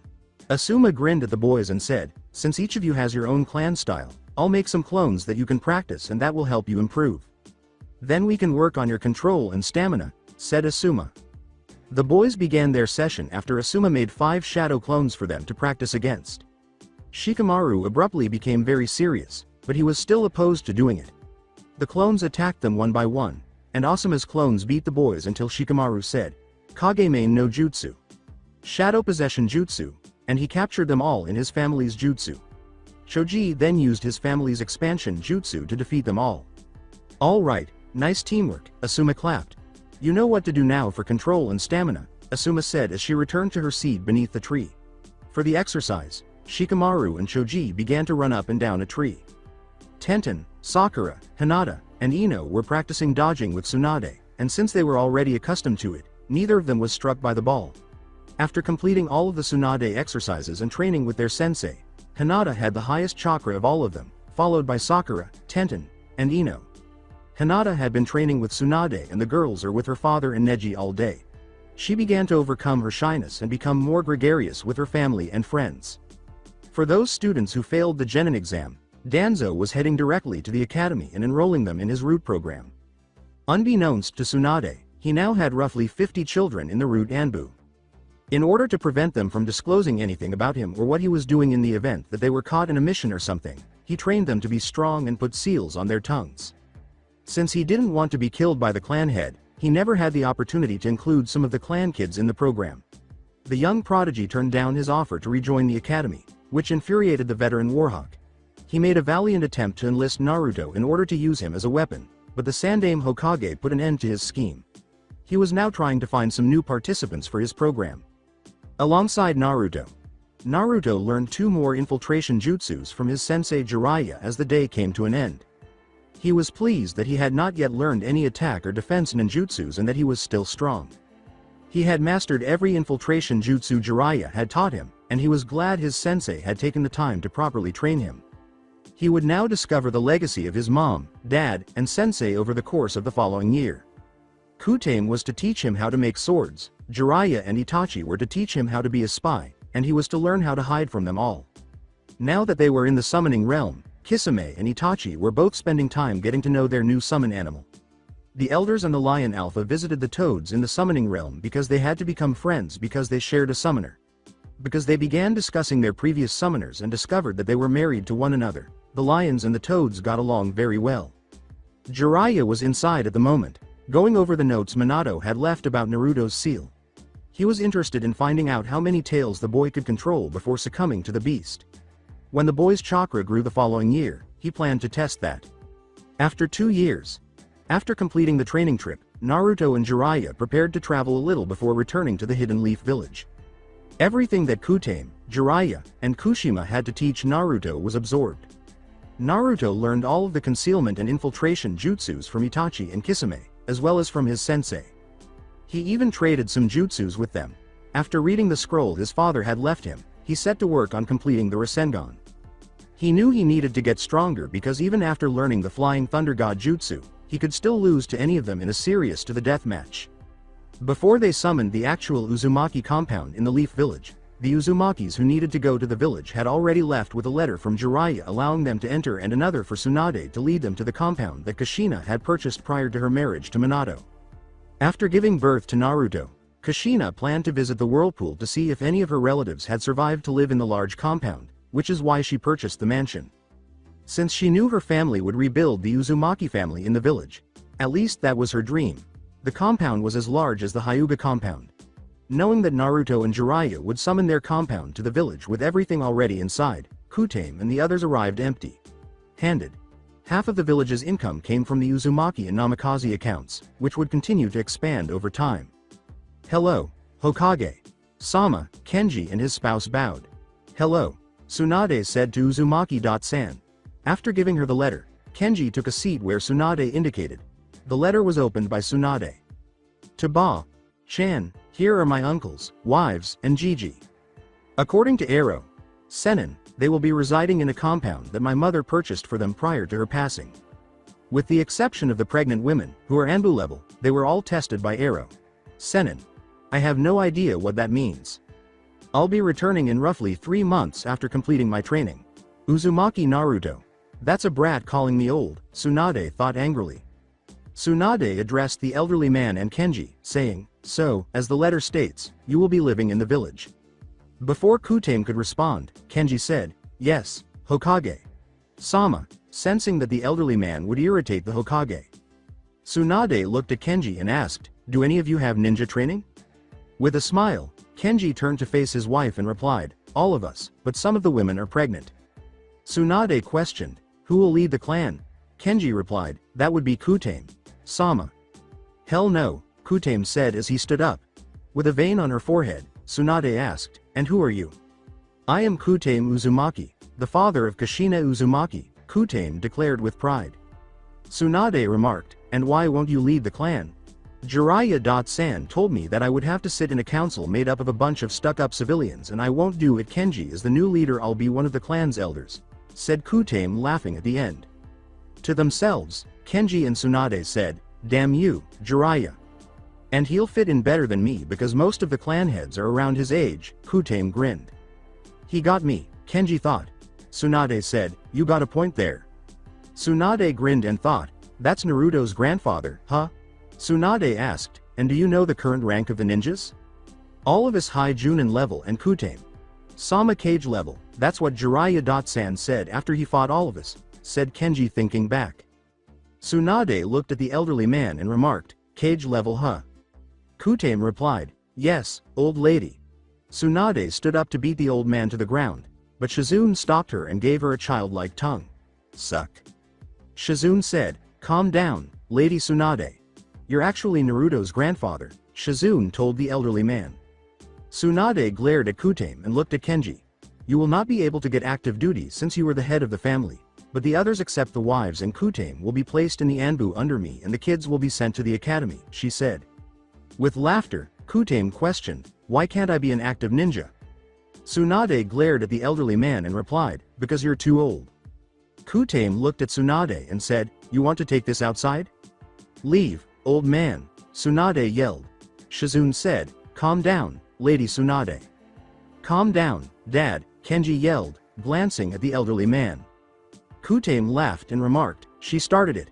Shizune was told by Tsunade, "He started it." "Whatever," Kutame said. Tsunade told the clan leader, Kenji-san, "Your wife and the other women will be active when I see them fit. Until then, rest. I will have someone guide you to your new home."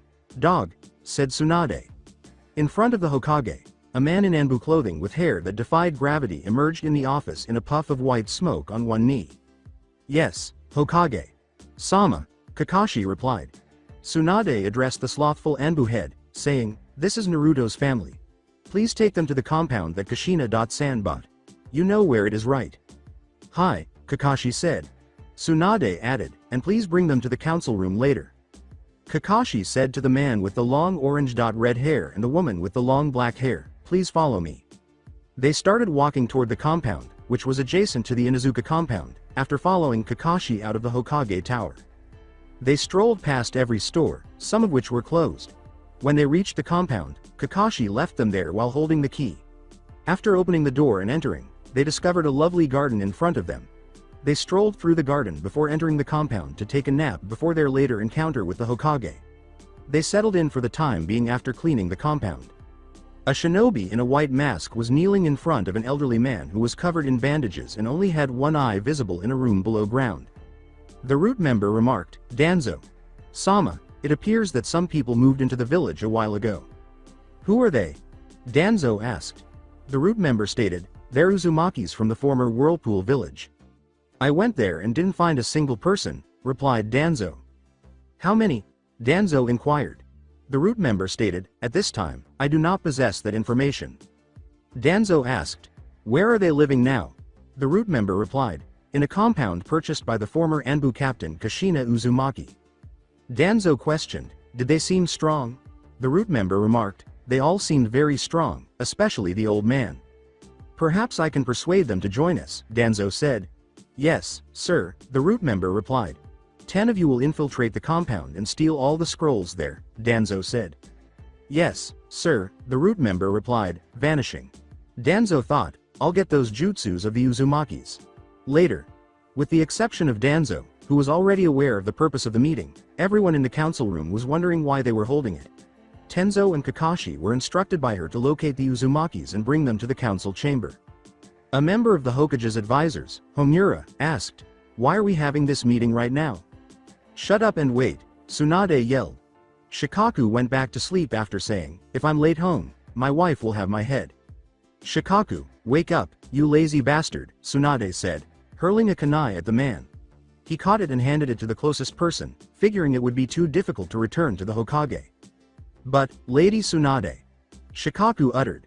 Tsunade said, "No buts, wake the hell up," but Shikaku simply raised his head and fell asleep while sitting up. Kenji and Kutame, who were conversing with the Anbu captain, returned with Kakashi and Tenzo. Kutame glanced around and noticed that everyone was staring at them. Tenzo and Kakashi simply went to stand behind the Hokage as they were supposed to. Tsunade smiled and said, "Cat, please make a chair for me for Uzumaki-san."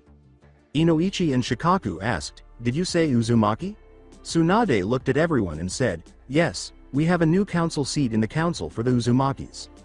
Choza remarked in surprise, "I thought that Naruto was the last Uzumaki."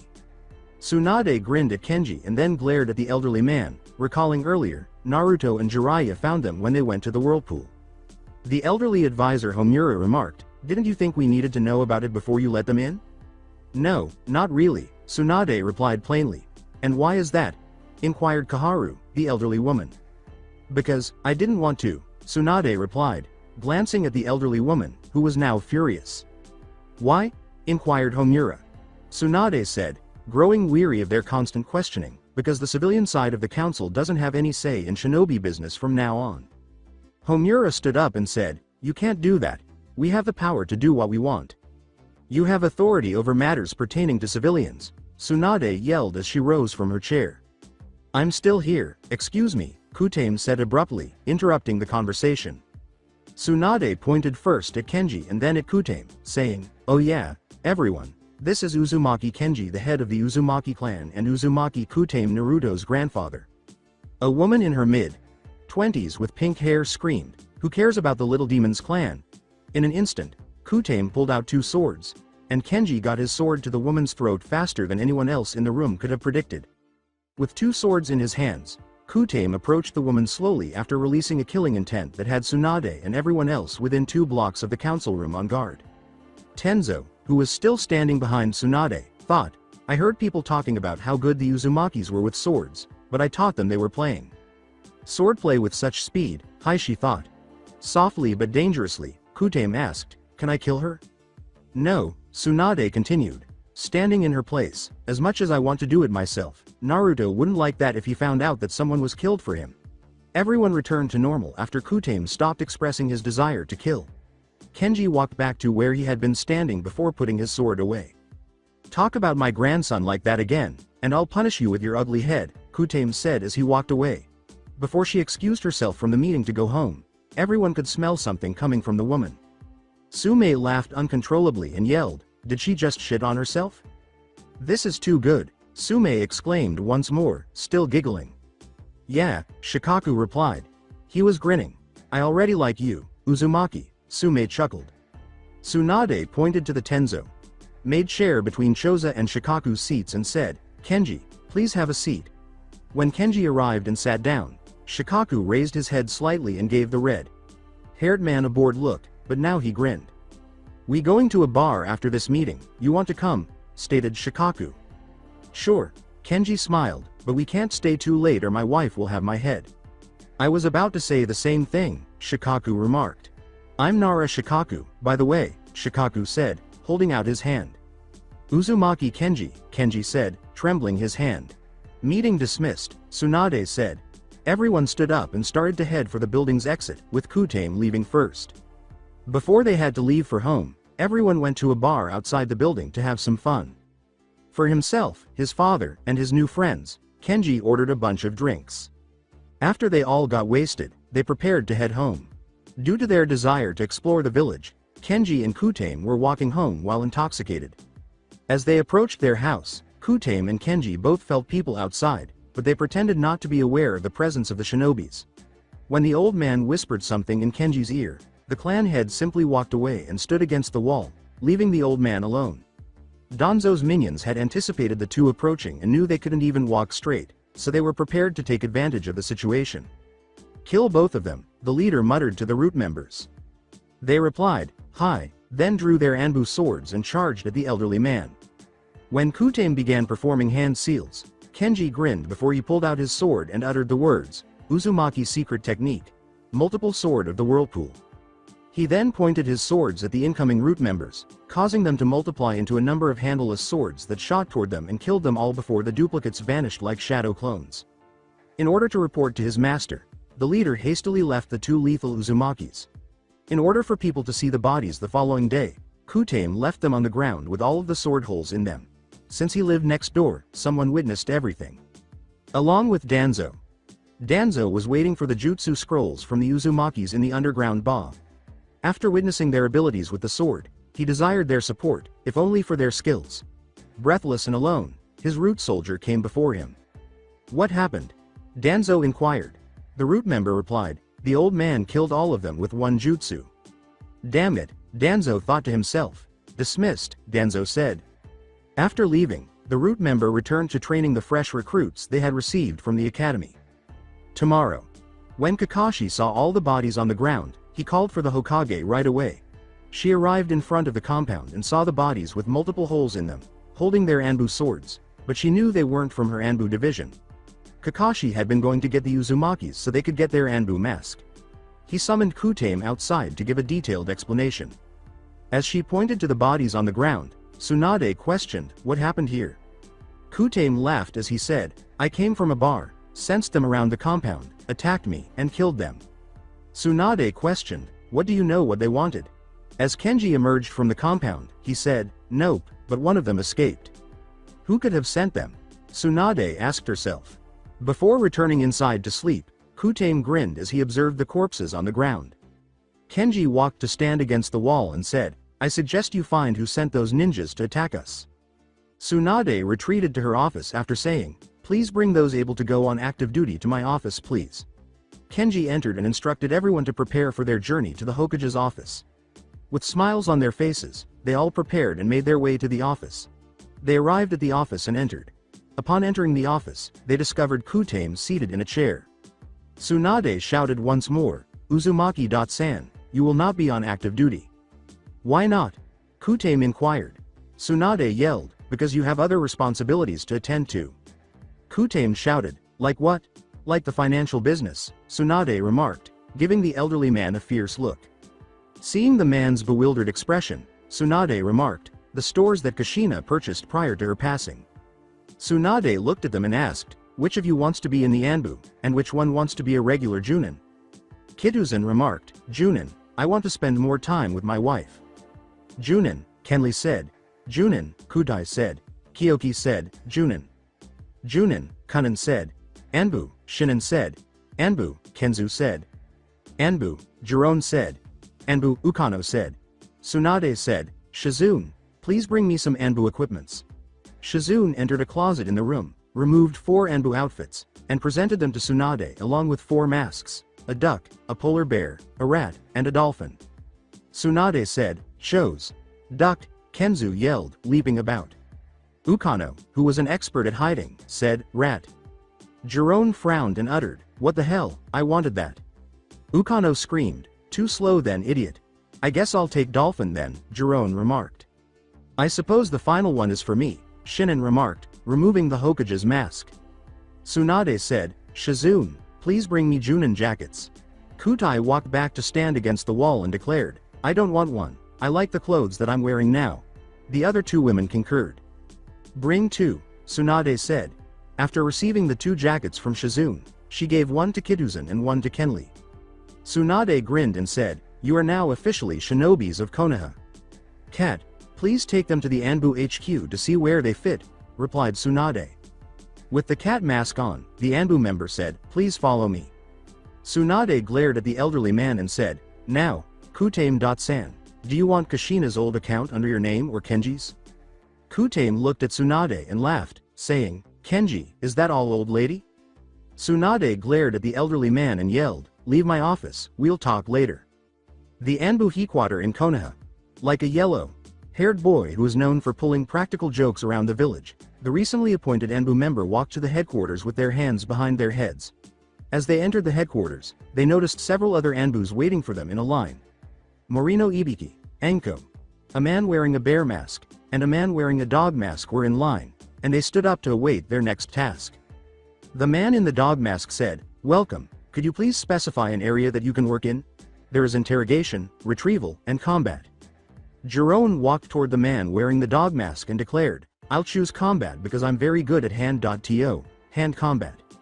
Under the mask, Ukano smiled and said, I'll take interrogations.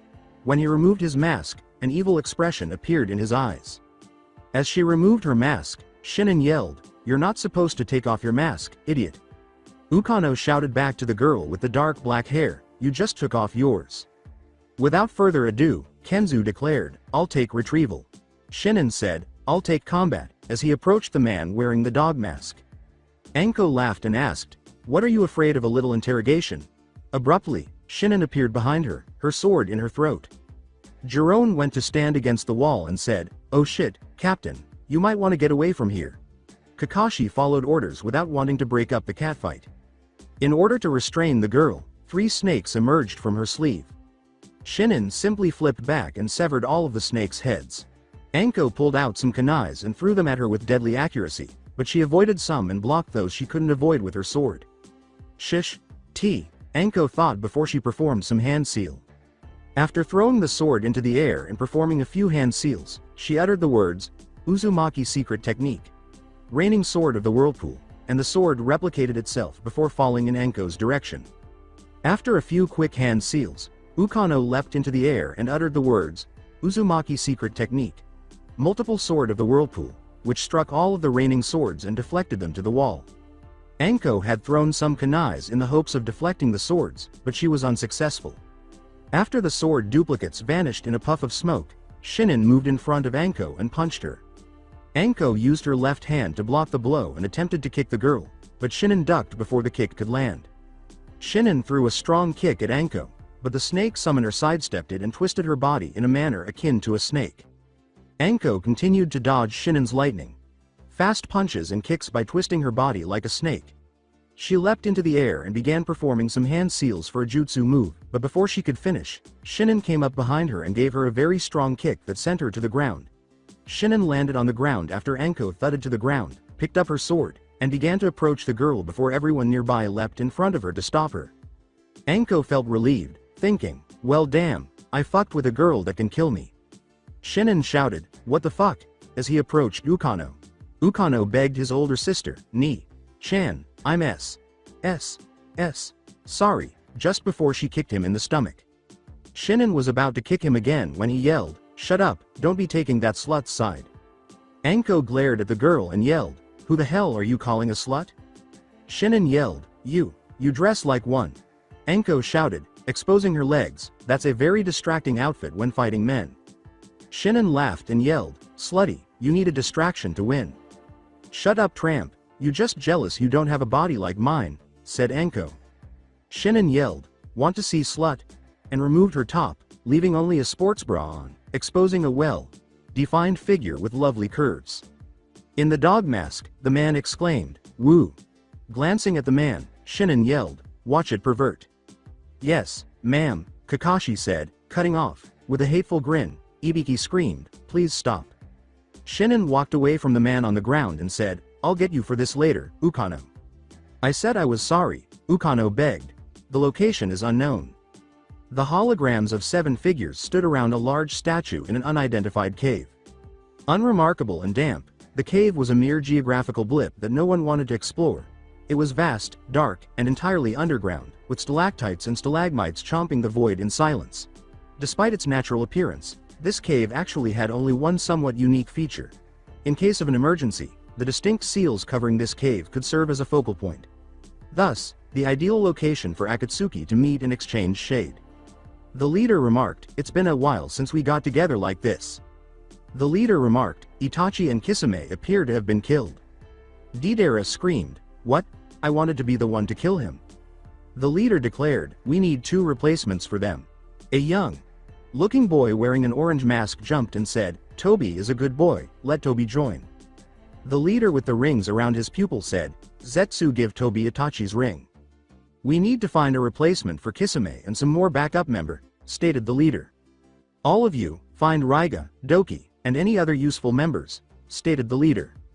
The leader then said, go after the host of Shukaku. Deidara and I will pursue Gaara of the desert, declared Sasori, the puppeteer. Konoha.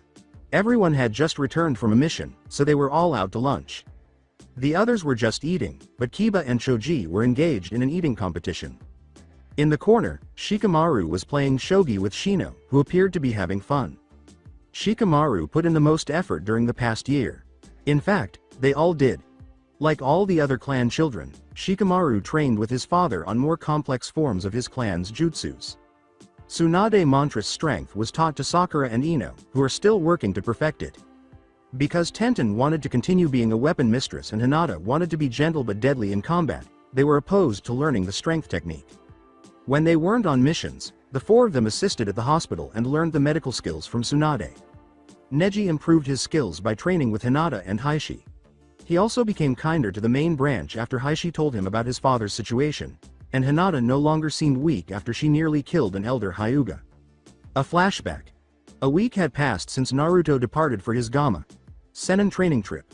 A few of the elders were present to observe the training session while Hinata trained alongside Hanabi, Neji, and Heishi in the family training ground. Hinata wasn't really focused on her spar with her younger sister, which she always resisted, because she was still a little depressed about Naruto leaving. One of the elders remarked as she was losing to Hanabi. The old man yelled, she's not fit to be the heiress of the clan. Neji said, Hinata-san, don't worry about it. He will come back, with a brief smile that was hardly noticeable. Hi, Hinata said. Naruto, Hinata thought. The elder asked, who are you talking about? I think young Uzumaki, Heishi remarked. The old man screamed, you should not let her associate with his kind. With venom and rage in her eyes, Hinata asked, what do you mean his kind? Don't talk to me that way, weakling. And I mean a demon scum like the Uzumaki, replied the elderly gentleman. Heishi stood up and said, I will not have you talking about my daughter or the boy in that way. It would be an understatement to say that everyone was taken by surprise. Hinata screamed, say that again. Demon scum, the elderly man declared. With a swift motion that the elderly man was unable to see, Hinata struck him in the face with the jukin, then struck him in the stomach before giving him a traditional kick to the balls. For a week, the elderly man was unable to feel his face in the compound's medical area. End of flashback. Ino went into gossip mode and said, "You guys heard that some of Naruto's family moved in the village?" Sakura said, "Naruto is an orphan," sounding utterly foolish. Tenten looked at her and remarked, "That doesn't mean he doesn't have any family. They're from a village called the Whirlpool, and that Naruto's mom was an Anbu captain here," Ino said. Kiba and Shikamaru simultaneously said, "A captain." Ino grinned and said, "Yes, and my dad told me that she was stronger than Lady Tsunade herself." "What?" They all cried. "She was known as the Red Death," repeated Ino, grinning once more. "Believe me, my dad told me about her," Ino replied. Sakura abruptly remarked, "If Naruto's mother was that strong, that doesn't sound like her." "What do you mean by that?" Shikamaru inquired. "Because Naruto was always weak. I bet I can beat him when he comes back," said Sakura. Hinata's anger was growing. Neji's typical Hyuga expression said, "Then, you think you can defeat me since Naruto defeated me in the Chunin exam?" Shikamaru looked at the girl and said, "You can defeat Gaara since Naruto summoned the toad who fought against the Kyuubi to defeat him. If it wasn't too much trouble, he would be furious." "What toad? When did Naruto begin calling forth toads?" Sakura thought. When Sasuke informed her that Naruto had defeated Gaara, she began to laugh, assuming he was joking. She thought Sasuke had told her it was Naruto so she could get away from him. Sakura shouted as she started to leave, "Sasuke was and will always be stronger than him." As Hinata prepared to beat the girl, Neji said, "Calm down, Hinata." Kakashi, who suddenly appeared with the orange book in his face, said, "Sasuke was strong but he couldn't defeat him, and he was mad that the one they called the Dobi in the academy was catching up to him." Sakura looked at her sensei angrily and said, "What? How come he almost got killed by Sasuke then?" "Because he made a promise to you that you didn't really deserve. He said he would bring Sasuke back to you. If he killed him he wouldn't hold his promise now, would he?" said Shikamaru as he stood up. Lee gave the thumbs up, saying, "In other words, he held back against Sasuke, which to me was very youthful." Sakura thought, "Naruto." With tears in her eyes, Sakura sat back where she had been sitting and said, "I'm sorry." "Save it. Always think a few tears can get you anything. It didn't get you precious Uchiha to stay. It won't work her. Anyway, continue," said Shikamaru. Neji became interested in the story and asked, "So, what happened to her?" Kakashi put the book down and said, "She died giving birth to Naruto, before he vanished into thin air." All the children thought, "What the hell, he just left." Ino inquired, "You guys heard of Kushina, right?" "Yes," Neji and Hinata replied. Ino remarked, "That's Naruto's mom." Kiba's eyes widened as he said, "No way, my mom used to talk about a Kushina lady all the time. I thought she was making things up." "That's my mom's old friend," Hinata grinned. Sakura said, "Naruto. Then that Kushina lady's dad is still alive. Matter of fact, I forgot to tell you guys, but one night Naruto's granddad and his uncle was coming home drunk and there was 10 Anbu guys waiting to ambush them. They wasn't no regular Anbu since they dressed different. I couldn't sleep, so I was on the roof of my house and the old man whispered something in the other guy's ear and the guy went and stood against the wall. 9 of those fake Anbu guys ran toward the old man to kill him, but he killed all 9 of them with one jutsu. His sword glowed and a bunch of swords shot toward the fake Anbu guys. I was like, wow, awesome," said Kiba, finishing the story. "You can't be serious," Shikamaru remarked, raising his head slightly. At the end, Kiba laughed and said, "Dead serious, he killed them with one jutsu and he couldn't even walk straight because he was so drunk." All Choji could say was, "Wow." Tenten looked around and yelled, "What? He killed 9 shinobis with one jutsu while intoxicated?" "You're making this up," Ino remarked, glancing at Kiba.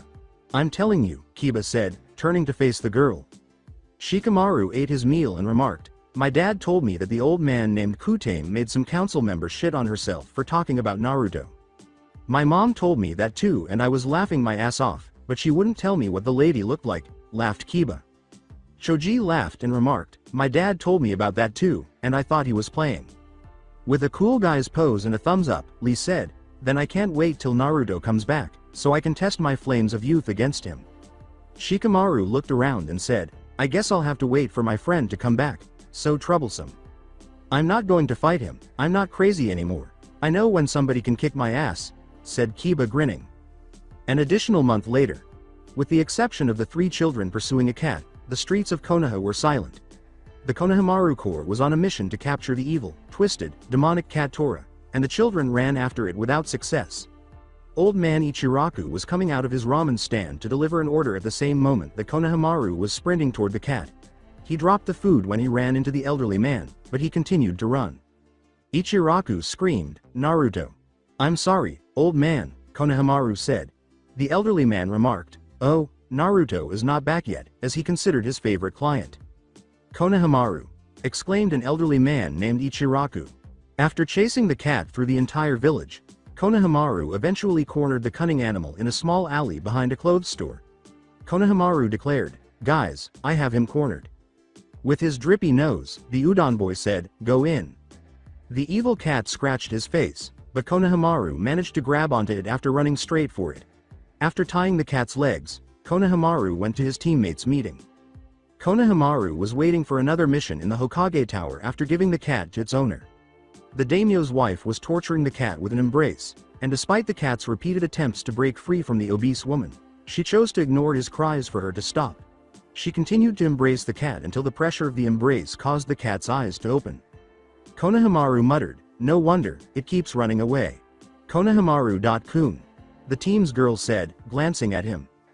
Iruka said, "Okay, we have another D-rank mission." But Konohamaru, who was seated on the office floor, cut her off. With his back to his former instructor, Konohamaru declared, "I'm not doing no D-rank mission." Iruka recalled that Naruto had done the same thing following a D-rank mission. But Konohamaru, "You're just a rookie genin fresh out the academy," she said. "After all, I'm going to be the 7th Hokage, so how do you expect me to demonstrate my abilities doing these pointless missions?" Konohamaru grinned. "Huh, why 7th, what about the 6th? Tsunade asked in confusion. "Oh, that's going to be Naruto.ni.san, Konohamaru declared, his eyes full of resolve. "Where are you, Naruto?" Iruka thought. "Oh, he's supposed to return tomorrow," Tsunade grinned. Through the main gate. Since there were no visitors or ninja returning from their mission, Azumo and Katetsu were performing their routine guard duty at the main gate, but they were just watching the bright, sunny sky. As a result, they were extremely bored. At least Katetsu felt that way because Azumo was snoring, and the Chunin sweated because he knew that if the Hokage or any superior caught him dozing off at work, he could face serious consequences. He doesn't care because he didn't think it was improper for Azumo to take a nap while working because their Hokage has also taken a nap while completing paperwork. One of the guards remarked, "Dude, this place is so dull." "Yeah," Azumo yawned, raising his head before falling back asleep. A young man wearing black ninja cargo pants with a kunai holder on his right thigh, white bandages covering his ankle to his lower calves like Kakashi, wore a dark orange shirt that was skin-tight and sleeveless, showcasing his toned and defined muscles.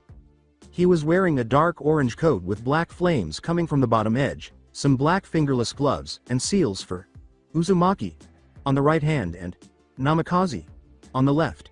He resembled the 4th Hokage almost exactly, standing 6 feet tall and slightly shorter than the man strolling next to him. His wild yellow hair reached his shoulder. Trying to keep up with his sensei, he walked slowly down the street with his hands behind his head. One of the guards, Katetsu, shouted, "Ghost!" What?" exclaimed Azumo as he hastily awoke from his slumber. "It's the 4th Hokage's ghost," Katetsu said, getting ready to flee. When Jiraiya and Naruto eventually arrived at the gate, Jiraiya performed a few quick hand seals before saying, "Kachiyose no Jutsu." Summoning Jutsu. A puff of smoke appeared, and when it subsided, the two guards noticed Jiraiya performing what appeared to be a kabuki dance atop a medium-sized toad. Jiraiya finished in a final pose atop the toad. "I'm the man with enemies from west to east. I'm the one that men envy, women desire, and kids want to be. I'm the toad sage. Everyone watches in awe when I battle. The gallants of the world, respected and feared all around the world.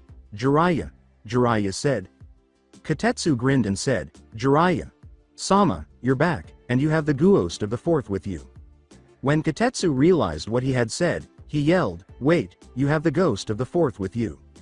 Jiraiya grinned and said, "Yes, he has returned to exact revenge on the village for how they treated his son."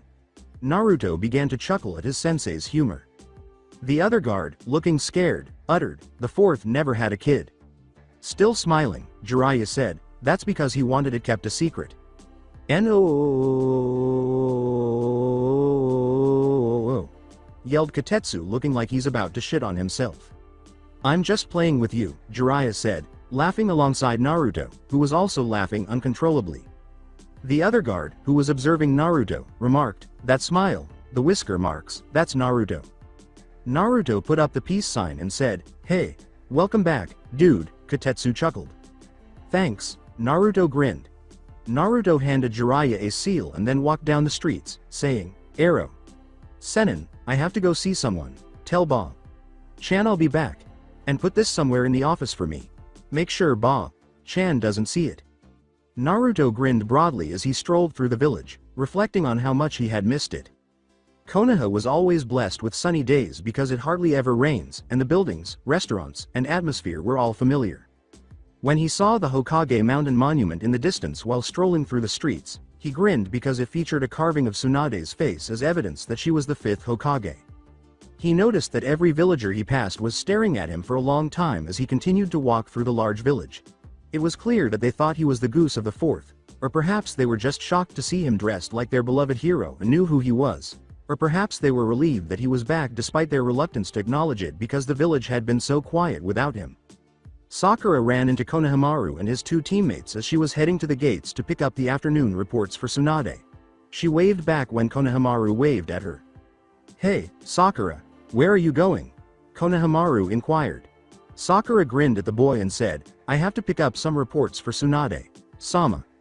Can we come with you? I have to go see if my Ni-san came back yet," replied Konohamaru. Sakura smiled and asked, "You mean Naruto?" Konohamaru scratched the back of his head and said, "Yeah." When they arrived at the gate, they noticed that the two guards were happier than normal. Sakura approached them and greeted them as she went. Kotetsu and Azuma were still grinning from their previous encounter. Despite not having yet seen the yellow-headed boy, Sakura was grinning as she walked in their direction. The smiling Sakura said, "Hello, Kotetsu-san, I came to pick up the afternoon report." Kotetsu handed Sakura the report and said, "Here you go. By the way, he's back." Confused, Sakura asked, "Who?" "You'll see," Kotetsu said with a smile. "Naruto.ni.san is back," Konohamaru declared as he fled the group at a speed even he was unaware he possessed. The girl screamed, "Konohamaru.kun. Hokage Tower." Tsunade was about to nod off when Jiraiya suddenly appeared in the office. She swung at him, but he easily parried her blow. Tsunade stood up and gave him a tearful hug. With tears in her eyes, Tsunade exclaimed, "You're back." "Yes, you shouldn't cry," Jiraiya said, giving her a hug in return. "Where's Naruto?" Tsunade asked. Jiraiya grinned and said, "He got killed." Grabbing him by the collar, Tsunade exclaimed, "What?" Jiraiya laughed and said, "I'm just playing him. He went somewhere and told me he would be right back." Tsunade threw him against the wall, saying, "Don't play like that baka," but he managed to land on his feet. Jiraiya used the moment to install the seal in the wall as Tsunade turned and peered out the window. Jiraiya approached the desk and took a seat after the seal was absorbed into the wall. Tsunade smiled and asked, "How is he?" Jiraiya smiled and said, "Just wait, you'll see." "I've got two more people with me," Jiraiya said, grinning as she gazed at the blonde Hokage. After performing a few hand seals, Jiraiya uttered the words, "Kachiyose no Jutsu," summoning jutsu, and conjured a toad, which opened its mouth and released Itachi and Kisame. Before they greeted the blonde Hokage, Itachi and Kisame gave her a quick glance. They both greeted the blonde Hokage with, "Hello Hokage-sama." As the Hokage gazed at the two missing nins, he said, "Uchiha Itachi, Kisame Hoshigaki." Jiraiya laughed as she said, "They agreed to come back with me." "What, do you know what will happen if the people find out about this?" said Tsunade. Jiraiya stated gravely, "They're not going to be Junins, but straight to the Anbu." At last, Jiraiya removed two masks from a scroll and gave one to Itachi and one to Kisame. Kisame wore a shark mask, and Itachi wore a crow mask. In order to use his enormous sword when necessary, Kisame sealed it in his right hand. With seriousness, Jiraiya declared, "I will be in charge of them. You can't send them outside the village yet. Their identity needs to stay a secret for now," Jiraiya with a seriousness. "And they'll be leaving with me in Minato's compound," Jiraiya replied. "Why?" Tsunade inquired. Jiraiya said gravely, "Because I know why Itachi killed his clan, but you don't." With seriousness, Tsunade yelled, "Then I order you to tell me." Jiraiya said sarcastically, "Let's get some sake later, maybe I'll tell you Hokage-sama." Please take them with you, cat, Tsunade said, and a puff of smoke revealed an Anbu wearing a cat mask.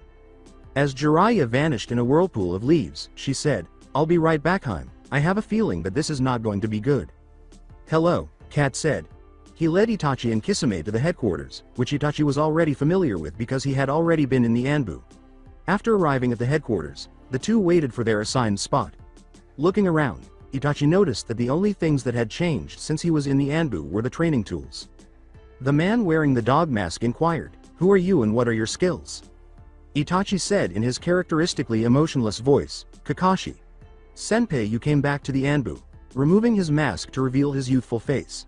Kisame followed suit, grinning at the man wearing the dog mask that revealed his shark teeth. Kakashi assumed a fighting stance and pulled out his Anbu katana. Anko looked at the man and yelled, What the hell is that traitor doing here? Itachi, glancing at the girl, said, Don't talk about things you don't know, Anko-san, because it might get you killed. Looking at the young Uchiha, Anko yelled, You kill me, I'd like to see that. Itachi continued to speak in a monotone, You wouldn't want to test me now, would you? Shit, I can't give up, Anko said. Anko, this is an S-class shinobi, don't you know when to shut up? Ibiki replied. Why do you always end up in a fight? Kakashi asked, glancing at the girl. Jiraiya appeared behind him and said, Itachi, you disappoint me. You weren't really going to fight, were you? When Jiraiya smiled, she said, And Anko, please don't try to test one of my most loyal shinobi. The man wearing the cat mask said, Senpai, Jiraiya. Sama came with them. Calm down, Kakashi. Naruto is back. You're not in the Anbu anymore, Jiraiya said, glancing at the man. Kakashi said, Yes, Jiraiya. Sama, as he calmed down. Jiraiya looked at the man and said, What's up with all that? Same thing, you people my friend right Ibiki? Jiraiya looked at the man and grinned, saying, Cat, you're the new captain of the division. The man wearing the cat mask said, Thank you, Jiraiya. Sama.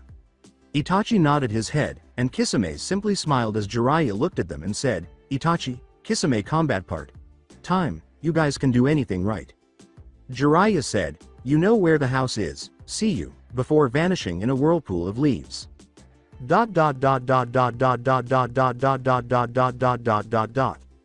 Alongside Naruto.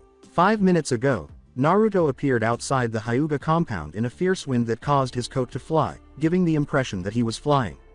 When he knocked on the compound's door, the guards gave him their dispassionate looks for a few minutes. The way the guards were staring at Naruto left him looking perplexed. He got to his feet, placed his hands behind his head, and grinned as usual. One of the guards questioned, Who are you? Naruto replied, My name is Naruto Uzumaki, and I'm looking for Hinata. One of the guards said, I thought you were the ghost of the fourth, but it's you. Everybody seems to think that, Naruto remarked, glancing at the guard and giggling. The first guard said, Naruto-san, please follow me. While the guard went upstairs and bowed before a room's door, Naruto trailed him to the compound's waiting area. The guard said, Hinata.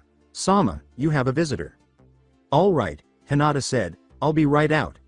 Hinata emerged from her room dressed in a lighter version of her previous ensemble, which included a long, sleeved, thin lavender jacket over a lavender shirt without sleeves, a net shirt underneath, and a pair of gray pants that reached her mid-thigh. Her hair reached her back, and her face and skin were both soft and gentle. Yellow hair, it can't be, Hinata thought, grinning and blushing.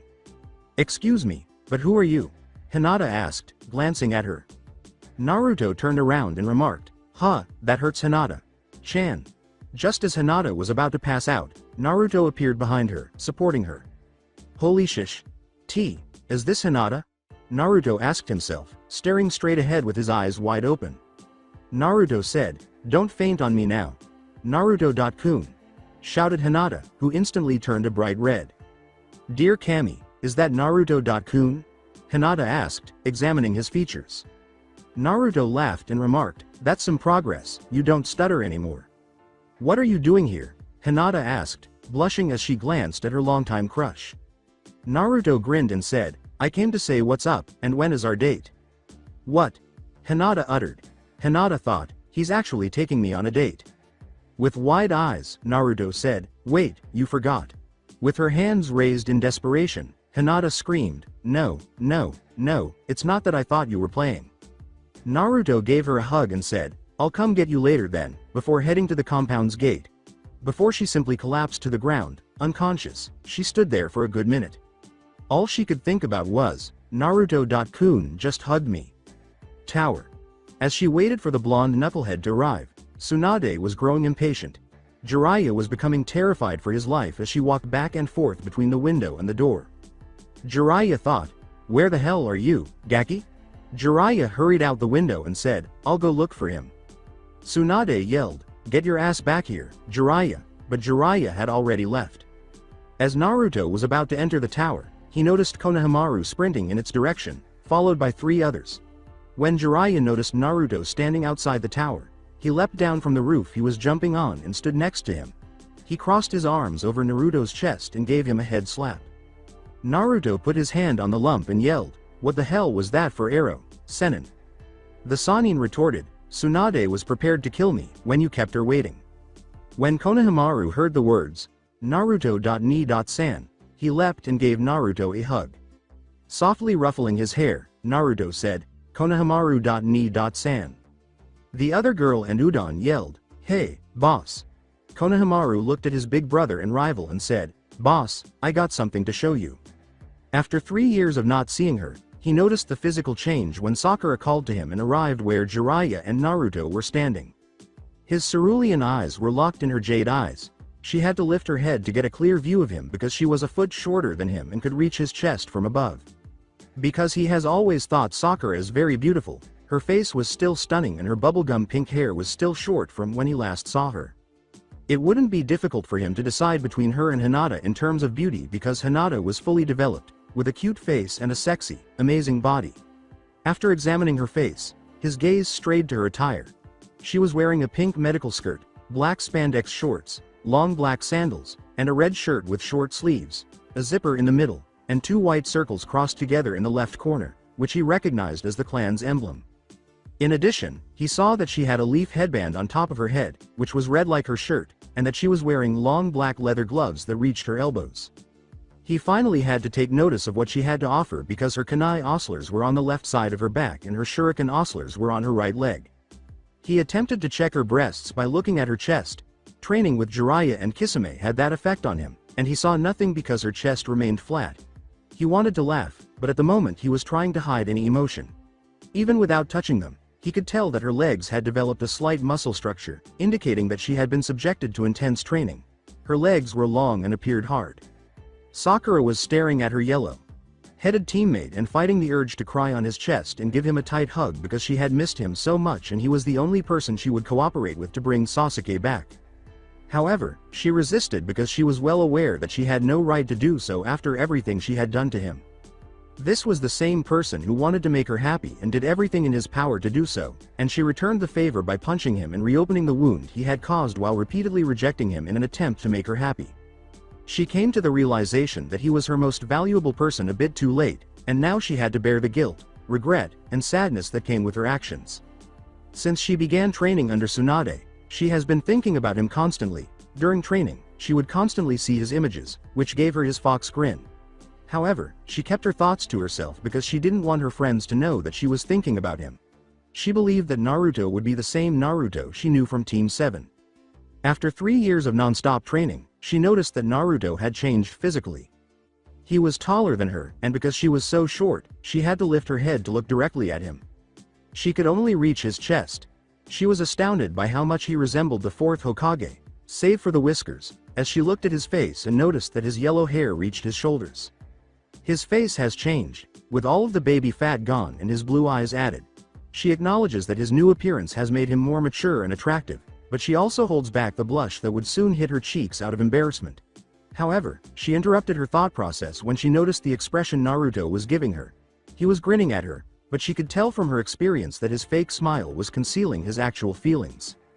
"Hey Sakura," Naruto said, grinning. "What's up?" Sakura thought with a dejected expression, "That's Naruto, he didn't put the chan after my name, he's still mad about what happened at the hospital."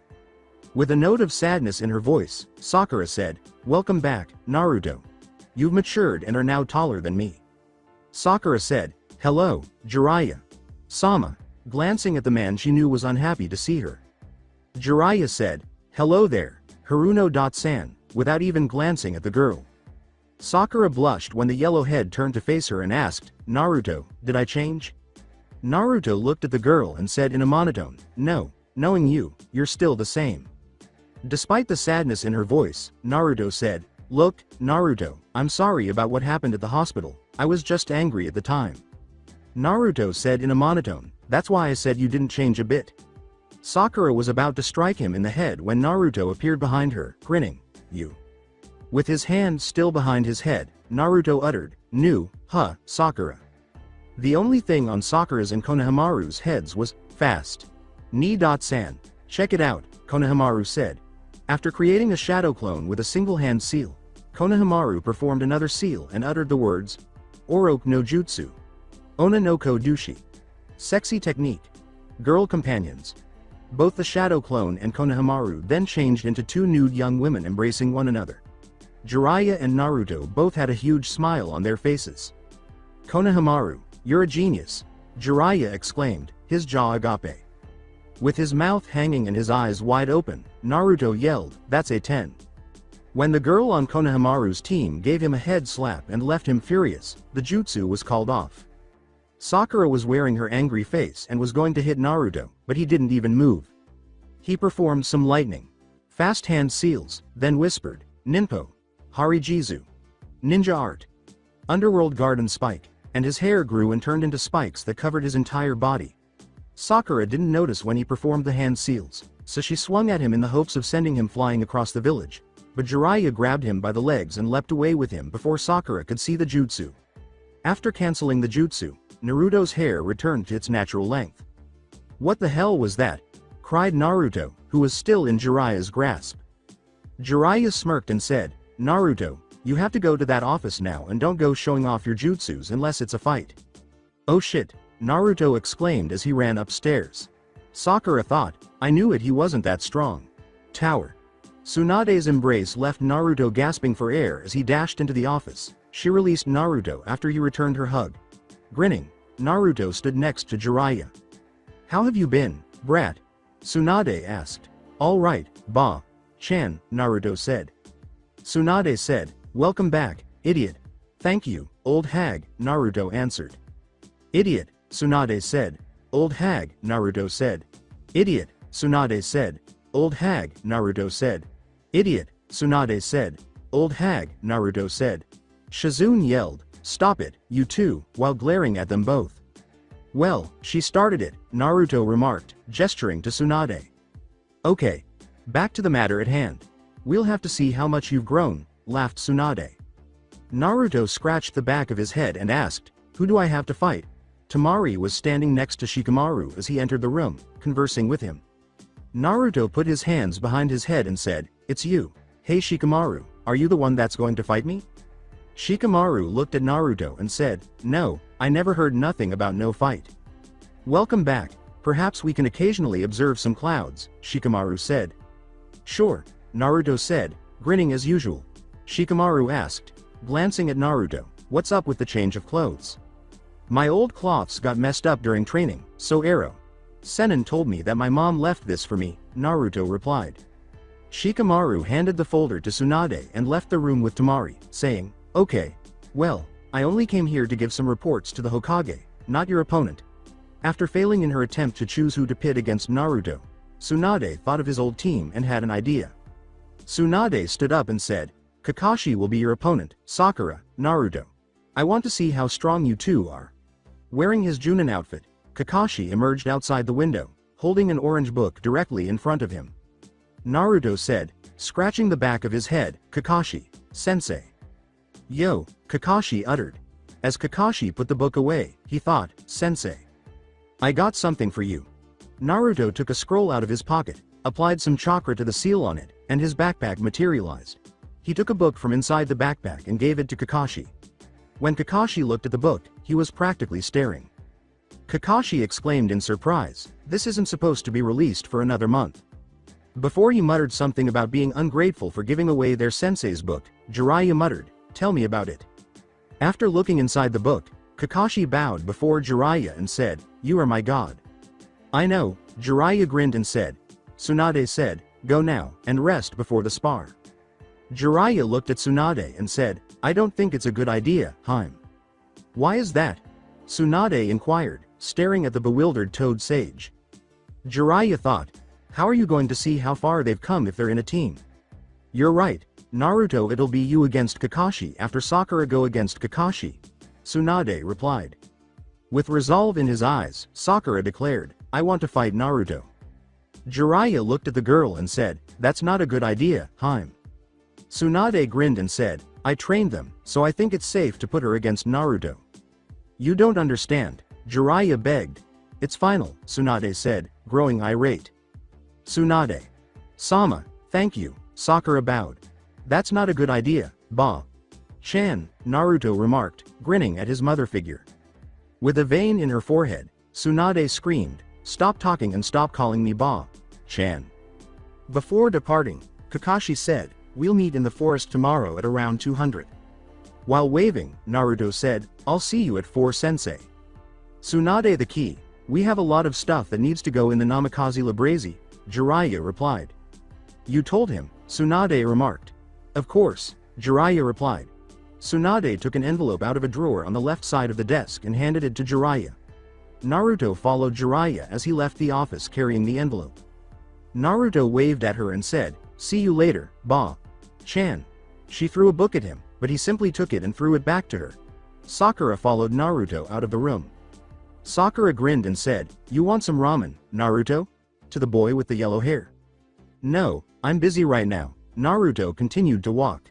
Sakura smiled and said, about later. Naruto hurried to catch up with Jiraiya and said, I have a date. A date? With whom? Sakura thought angrily, Naruto ought to be running around the village right now to go out with me. Since Naruto had just returned, Sakura began to worry that they might go on that date and that he might still recall the events in the hospital before he left. Sakura prayed that he would forget what had happened in the hospital, or at the very least, that he would forgive her because she had always hit him in that way and he had never been upset about it. Before she had to go out with Ino and Tenten, she took a walk home to rest. She continued to believe that after she beat Naruto in the test, she would make him want her, and then they would pursue Sasuke. Jiraiya and Naruto.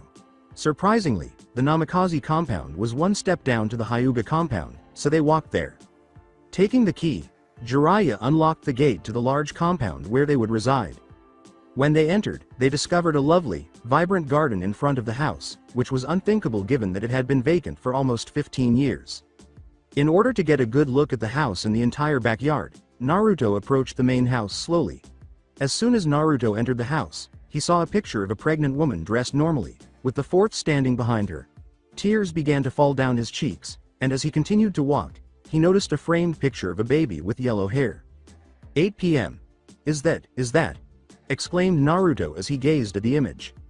Yes, Jiraiya replied, ruffling his yellow hair, that's you, Gaki. The final large image showed Minato standing next to them in his Junin outfit while Jiraiya was sitting on a small toad reading a scroll.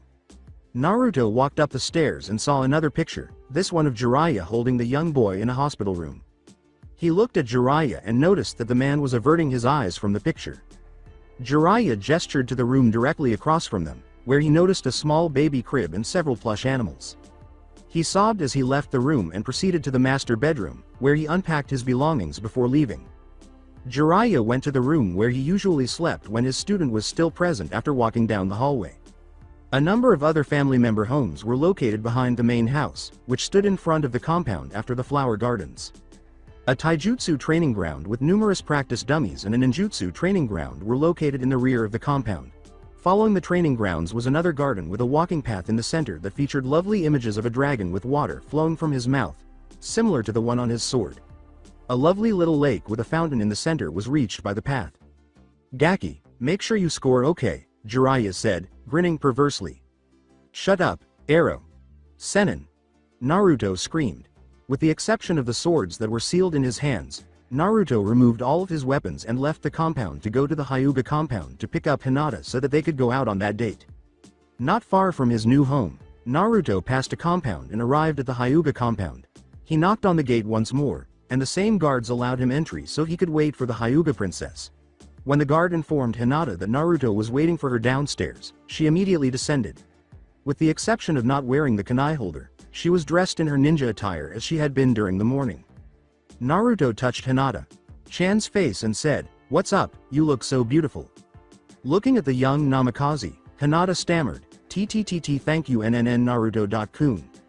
When Naruto put his hands behind his head and said, "Can't help telling the truth you know," Hinata burst out laughing, her face flushed. Naruto looked at the young girl and asked, "Where do you want to go?" Hinata said sweetly, avoiding eye contact, "We can go to Ichiraku. Ichiraku.san and Ayame.san have been asking for you." Naruto looked at the girl and remarked, "I really missed that old man." Naruto took her hand and said, "Let's go then." They began to walk toward the door when Heishi appeared in front of them, staring at them both, which made Naruto extremely anxious. "Where are you taking my daughter, Uzumaki.san?" Heishi inquired, glancing at the boy. Looking at the man, Naruto replied, "Wherever she wants to go, sir." As he left the two, Heishi said, "Please have her back before midnight." Naruto took Hinata's hand once more and said, "Yes, sir." Hinata blushed at the physical contact and said, "Bye, father." The two talked about their past 3 years and other topics as they made their way down the street toward the ramen stand. When Naruto noticed Shikamaru and Temari strolling down the streets, conversing, and Shikamaru appearing bored despite his general happiness, he walked with his chakra hidden and said, before he materialized in front of them in a gust of wind. Since they were unsure of who it was, Temari simply pulled out her fan, but Shikamaru pulled out a kunai. Naruto laughed and said, "So, you guys on a date?" Shikamaru heard the voice and put the kunai away, and Temari followed suit. Temari chose to strike him on the head after Shikamaru sneered, "I go out with that troublesome woman." Temari glared at Shikamaru and said, "No, we're just strolling around." "Hello. Temari.san and Shikamaru.san," Hinata said as she caught up to them. Looking at the girl, Shikamaru said, "Hey Hinata, what's up? What are you doing here, Hinata?" Temari asked, grinning suspiciously at her. Naruto put his hands behind his head and said, "We're going to get something to eat, you guys want to come? We can make it a double date." "Date?" Temari chuckled. Hinata grinned and said, "Yes," to the young Namikaze heir. Shikamaru said, "I have nothing better to do, so we might as well catch up," as he left them behind and headed toward Ichiraku. They began to move toward the ramen stand behind the slothful boy after Shikamaru asked, "What are you coming or what?" Naruto walked with his hands behind his head and asked, "So, Temari, how is Gaara?"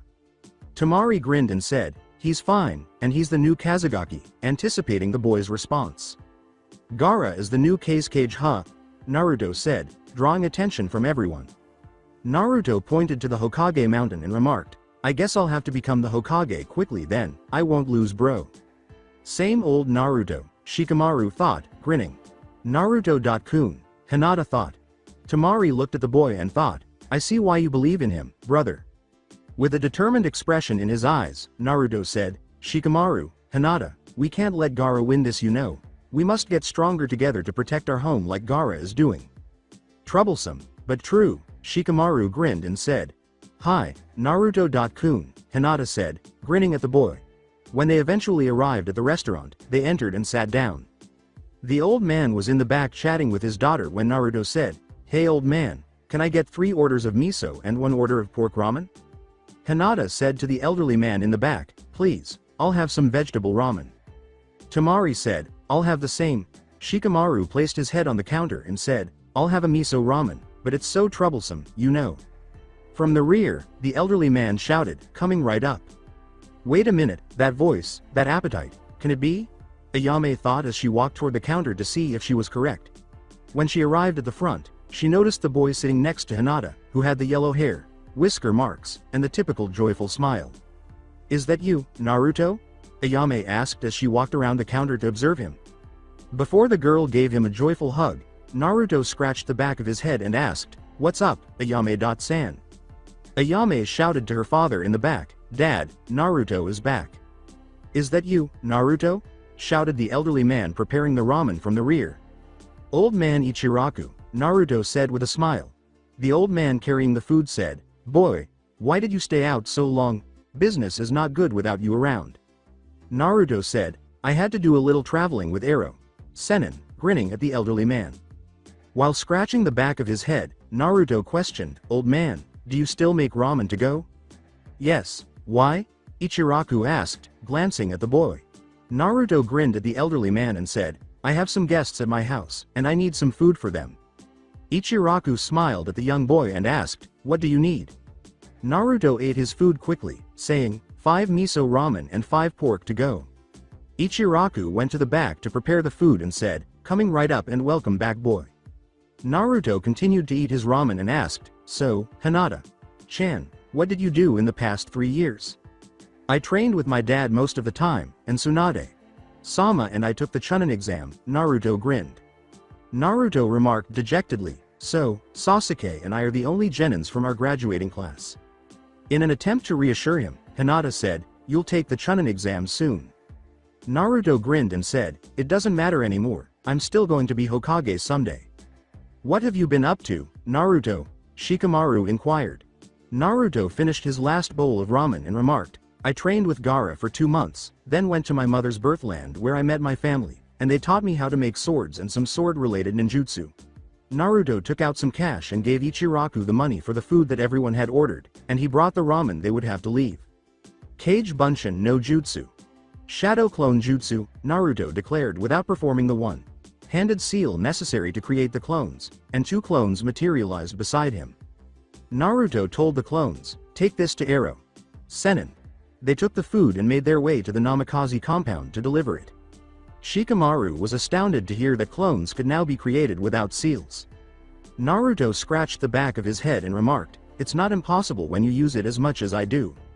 Naruto grinned at the group and said, I forgot to tell you, I'm supposed to fight Kakashi. Sensei then fight Sakura tomorrow, for some reason she wants to fight me. She wants to fight you because she believes she is stronger than you, Shikamaru said, glancing at his friend with the yellow hair. Naruto looked up at the sky and said, I suppose I'll have to prove to her that I've changed, then Naruto looked at Hinata and said, I guess I'll see you guys tomorrow. Shikamaru, I'll show you something tomorrow. Shikamaru said, troublesome, as he approached Temari. As the girl closed her eyes, Naruto grinned and said, Hinata-chan, close your eyes and don't open them until I tell you. Before they vanished in a strong wind gust that roused Shikamaru from his reverie, Naruto uttered those words. Why does that Sakura girl wants to fight Naruto? I seen Naruto defeat my brother and they fought in the desert again while training, Temari said while looking at Shikamaru. She don't believe that Naruto defeated Gaara and she wants to believe that she's stronger than him. We'll have to see tomorrow what a drag, said Shikamaru as he looked at Temari. This is Jiraiya. Before calling for Jiraiya, Itachi, and Kisame, the clones carried the food inside the house and placed it on a table. They all made their way to the dining room after Jiraiya came from the upstairs, Itachi from one of the family homes, and Kisame from another. The clones dispelled themselves after pointing at the food. Kisame takes 2 bowls of miso and 1 pork and places them in front of him, saying, that brat is such a good kid, let's eat now. They began eating after Jiraiya took 2 misos and 1 pork and Itachi took 2 porks and 1 miso. Itachi left the 2 other men in the dining room and went to the living room after they had finished their portion. I guess I'll take the last one, Kisame smiled.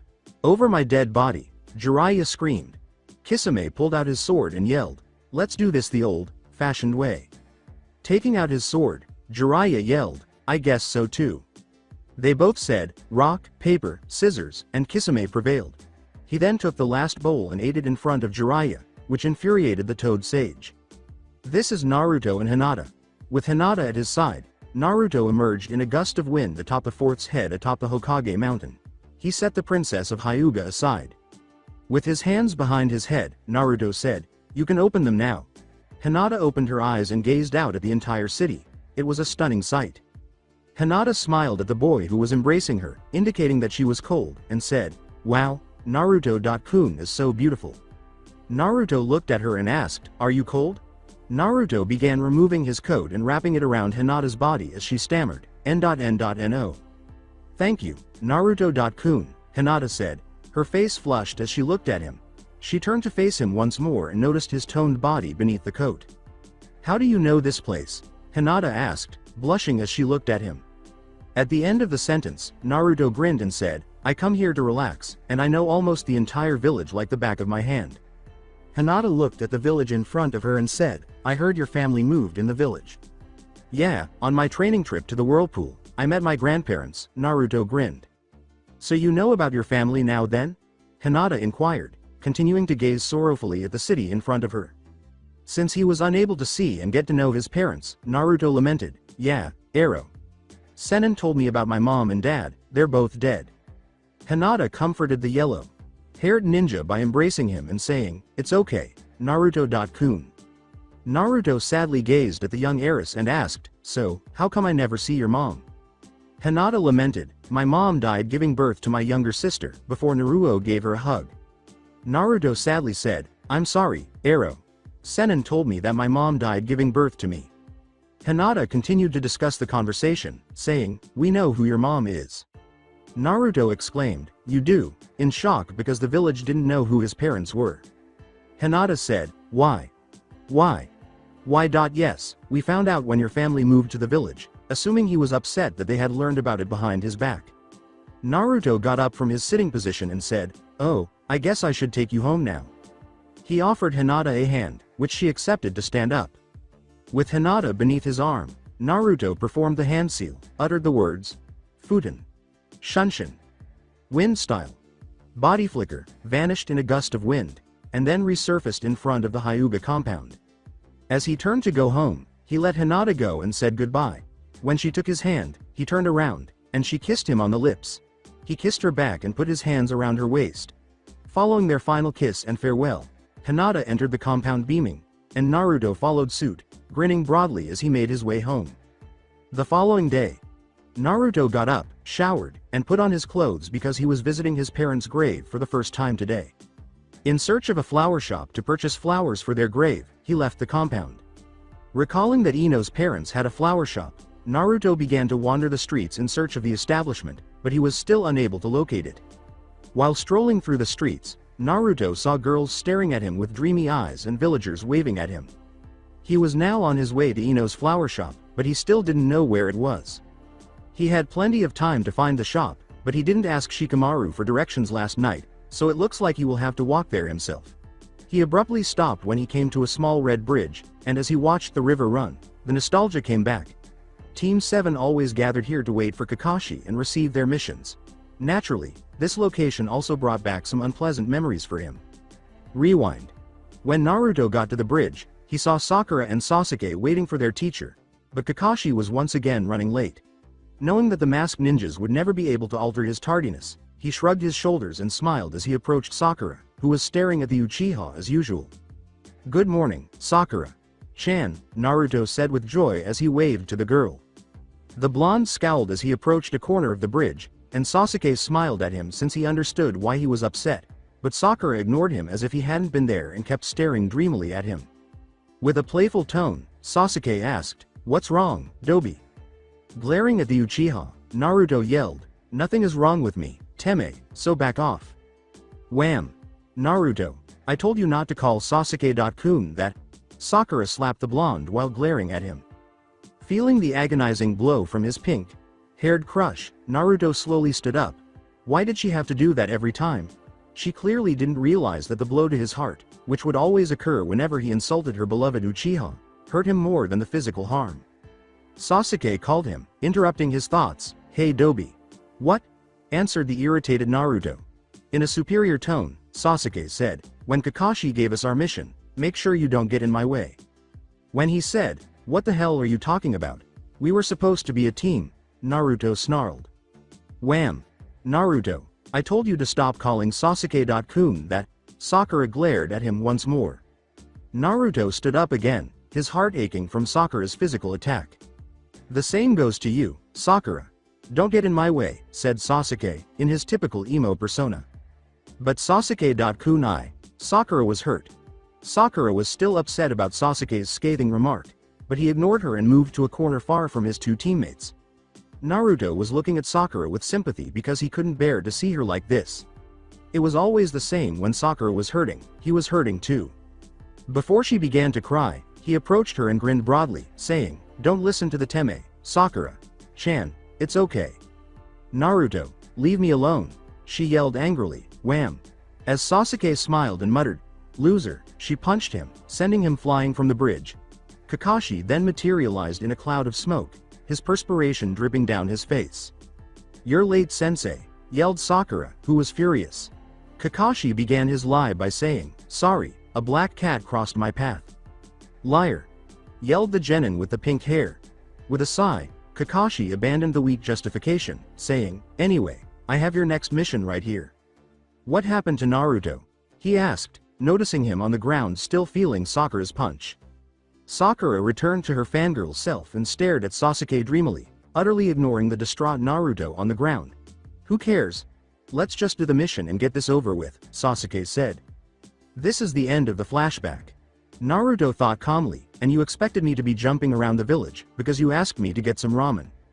Still searching for the location of Ino's flower shop, Naruto crossed the bridge and was walking down a street when a large white dog leapt down in front of him, accompanied by a man wearing a jacket that resembled his pants and had 2 red marks on his face. Kiba grinned as he leapt down from the large dog and exclaimed, "It's definitely you. I knew it was your scent I smelled." "Kiba, how are you, man?" Naruto laughed and patted his back. "Naruto, welcome back, buddy," Kiba said, giggling at his former companion as well. Is that?" Naruto stammered as he gestured to the enormous dog. "Akamaru," Naruto said following a protracted silence. "Yeah, why wouldn't it be?" Kiba chuckled while giving his dog a head pat.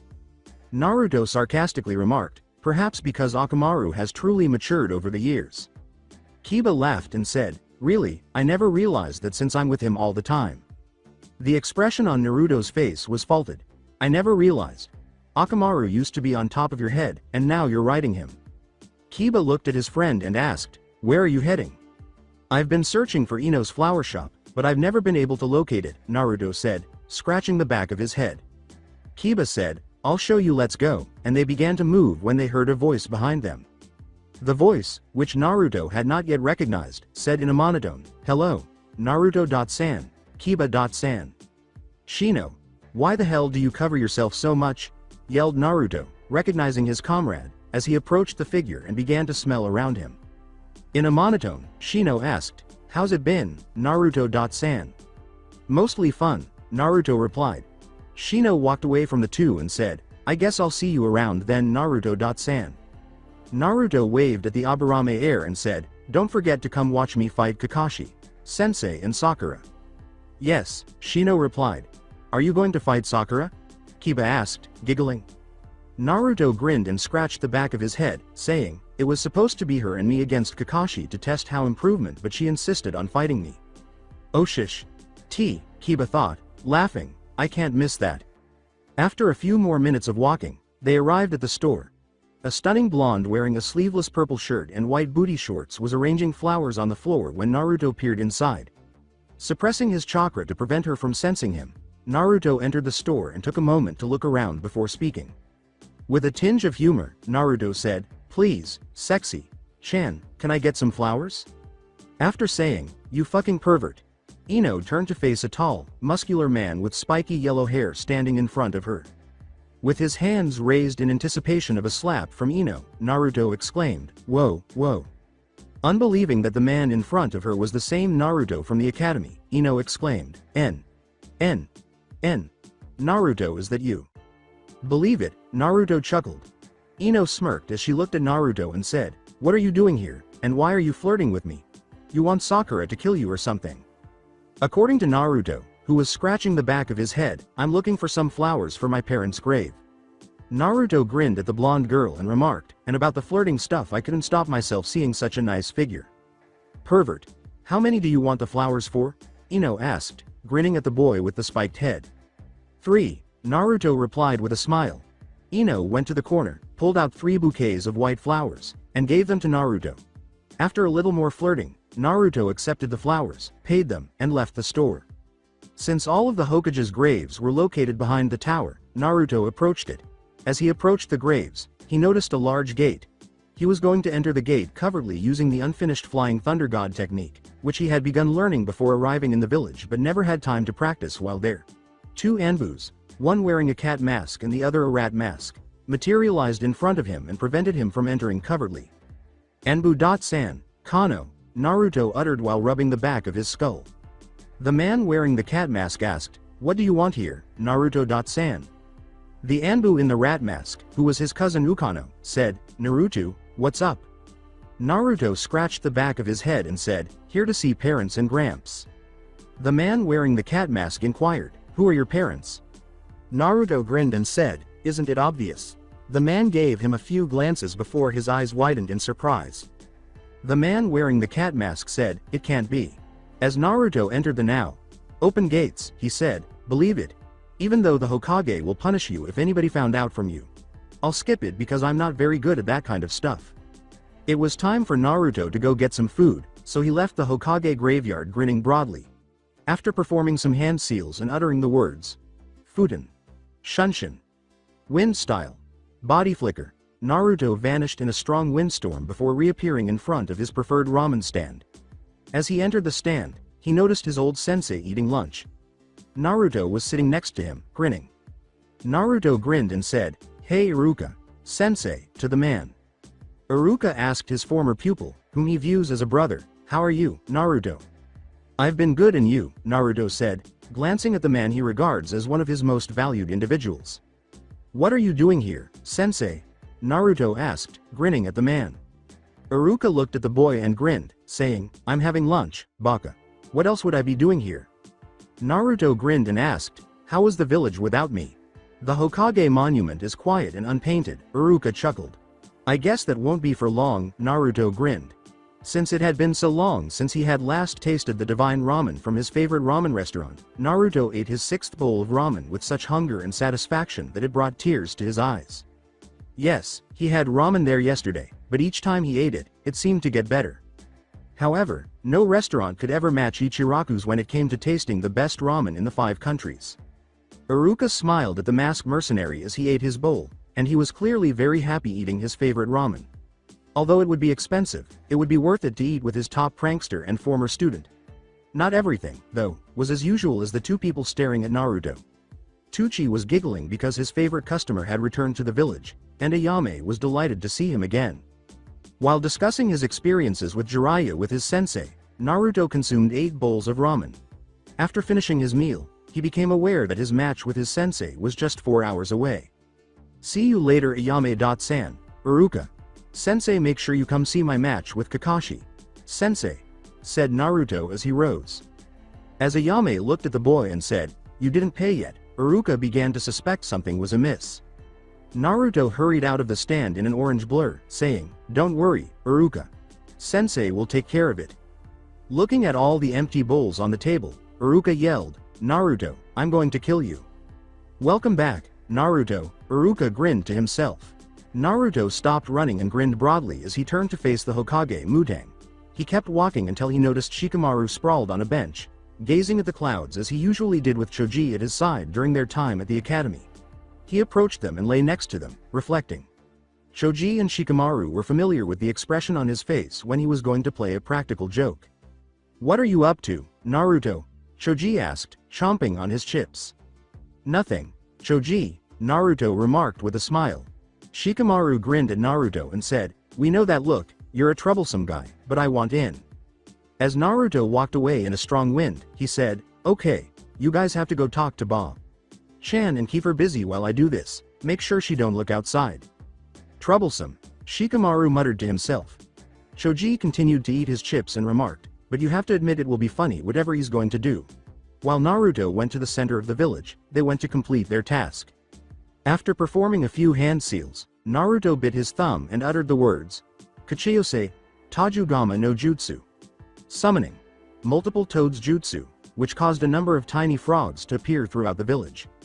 As the frogs terrorized the village by jumping down the streets and landing on people's heads, Naruto vanished in a gust of wind.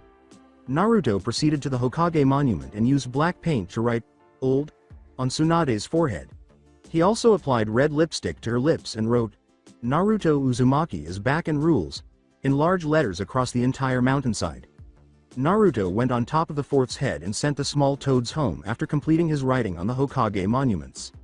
From atop the fort's head, Naruto yelled, Uzumaki Naruto is back.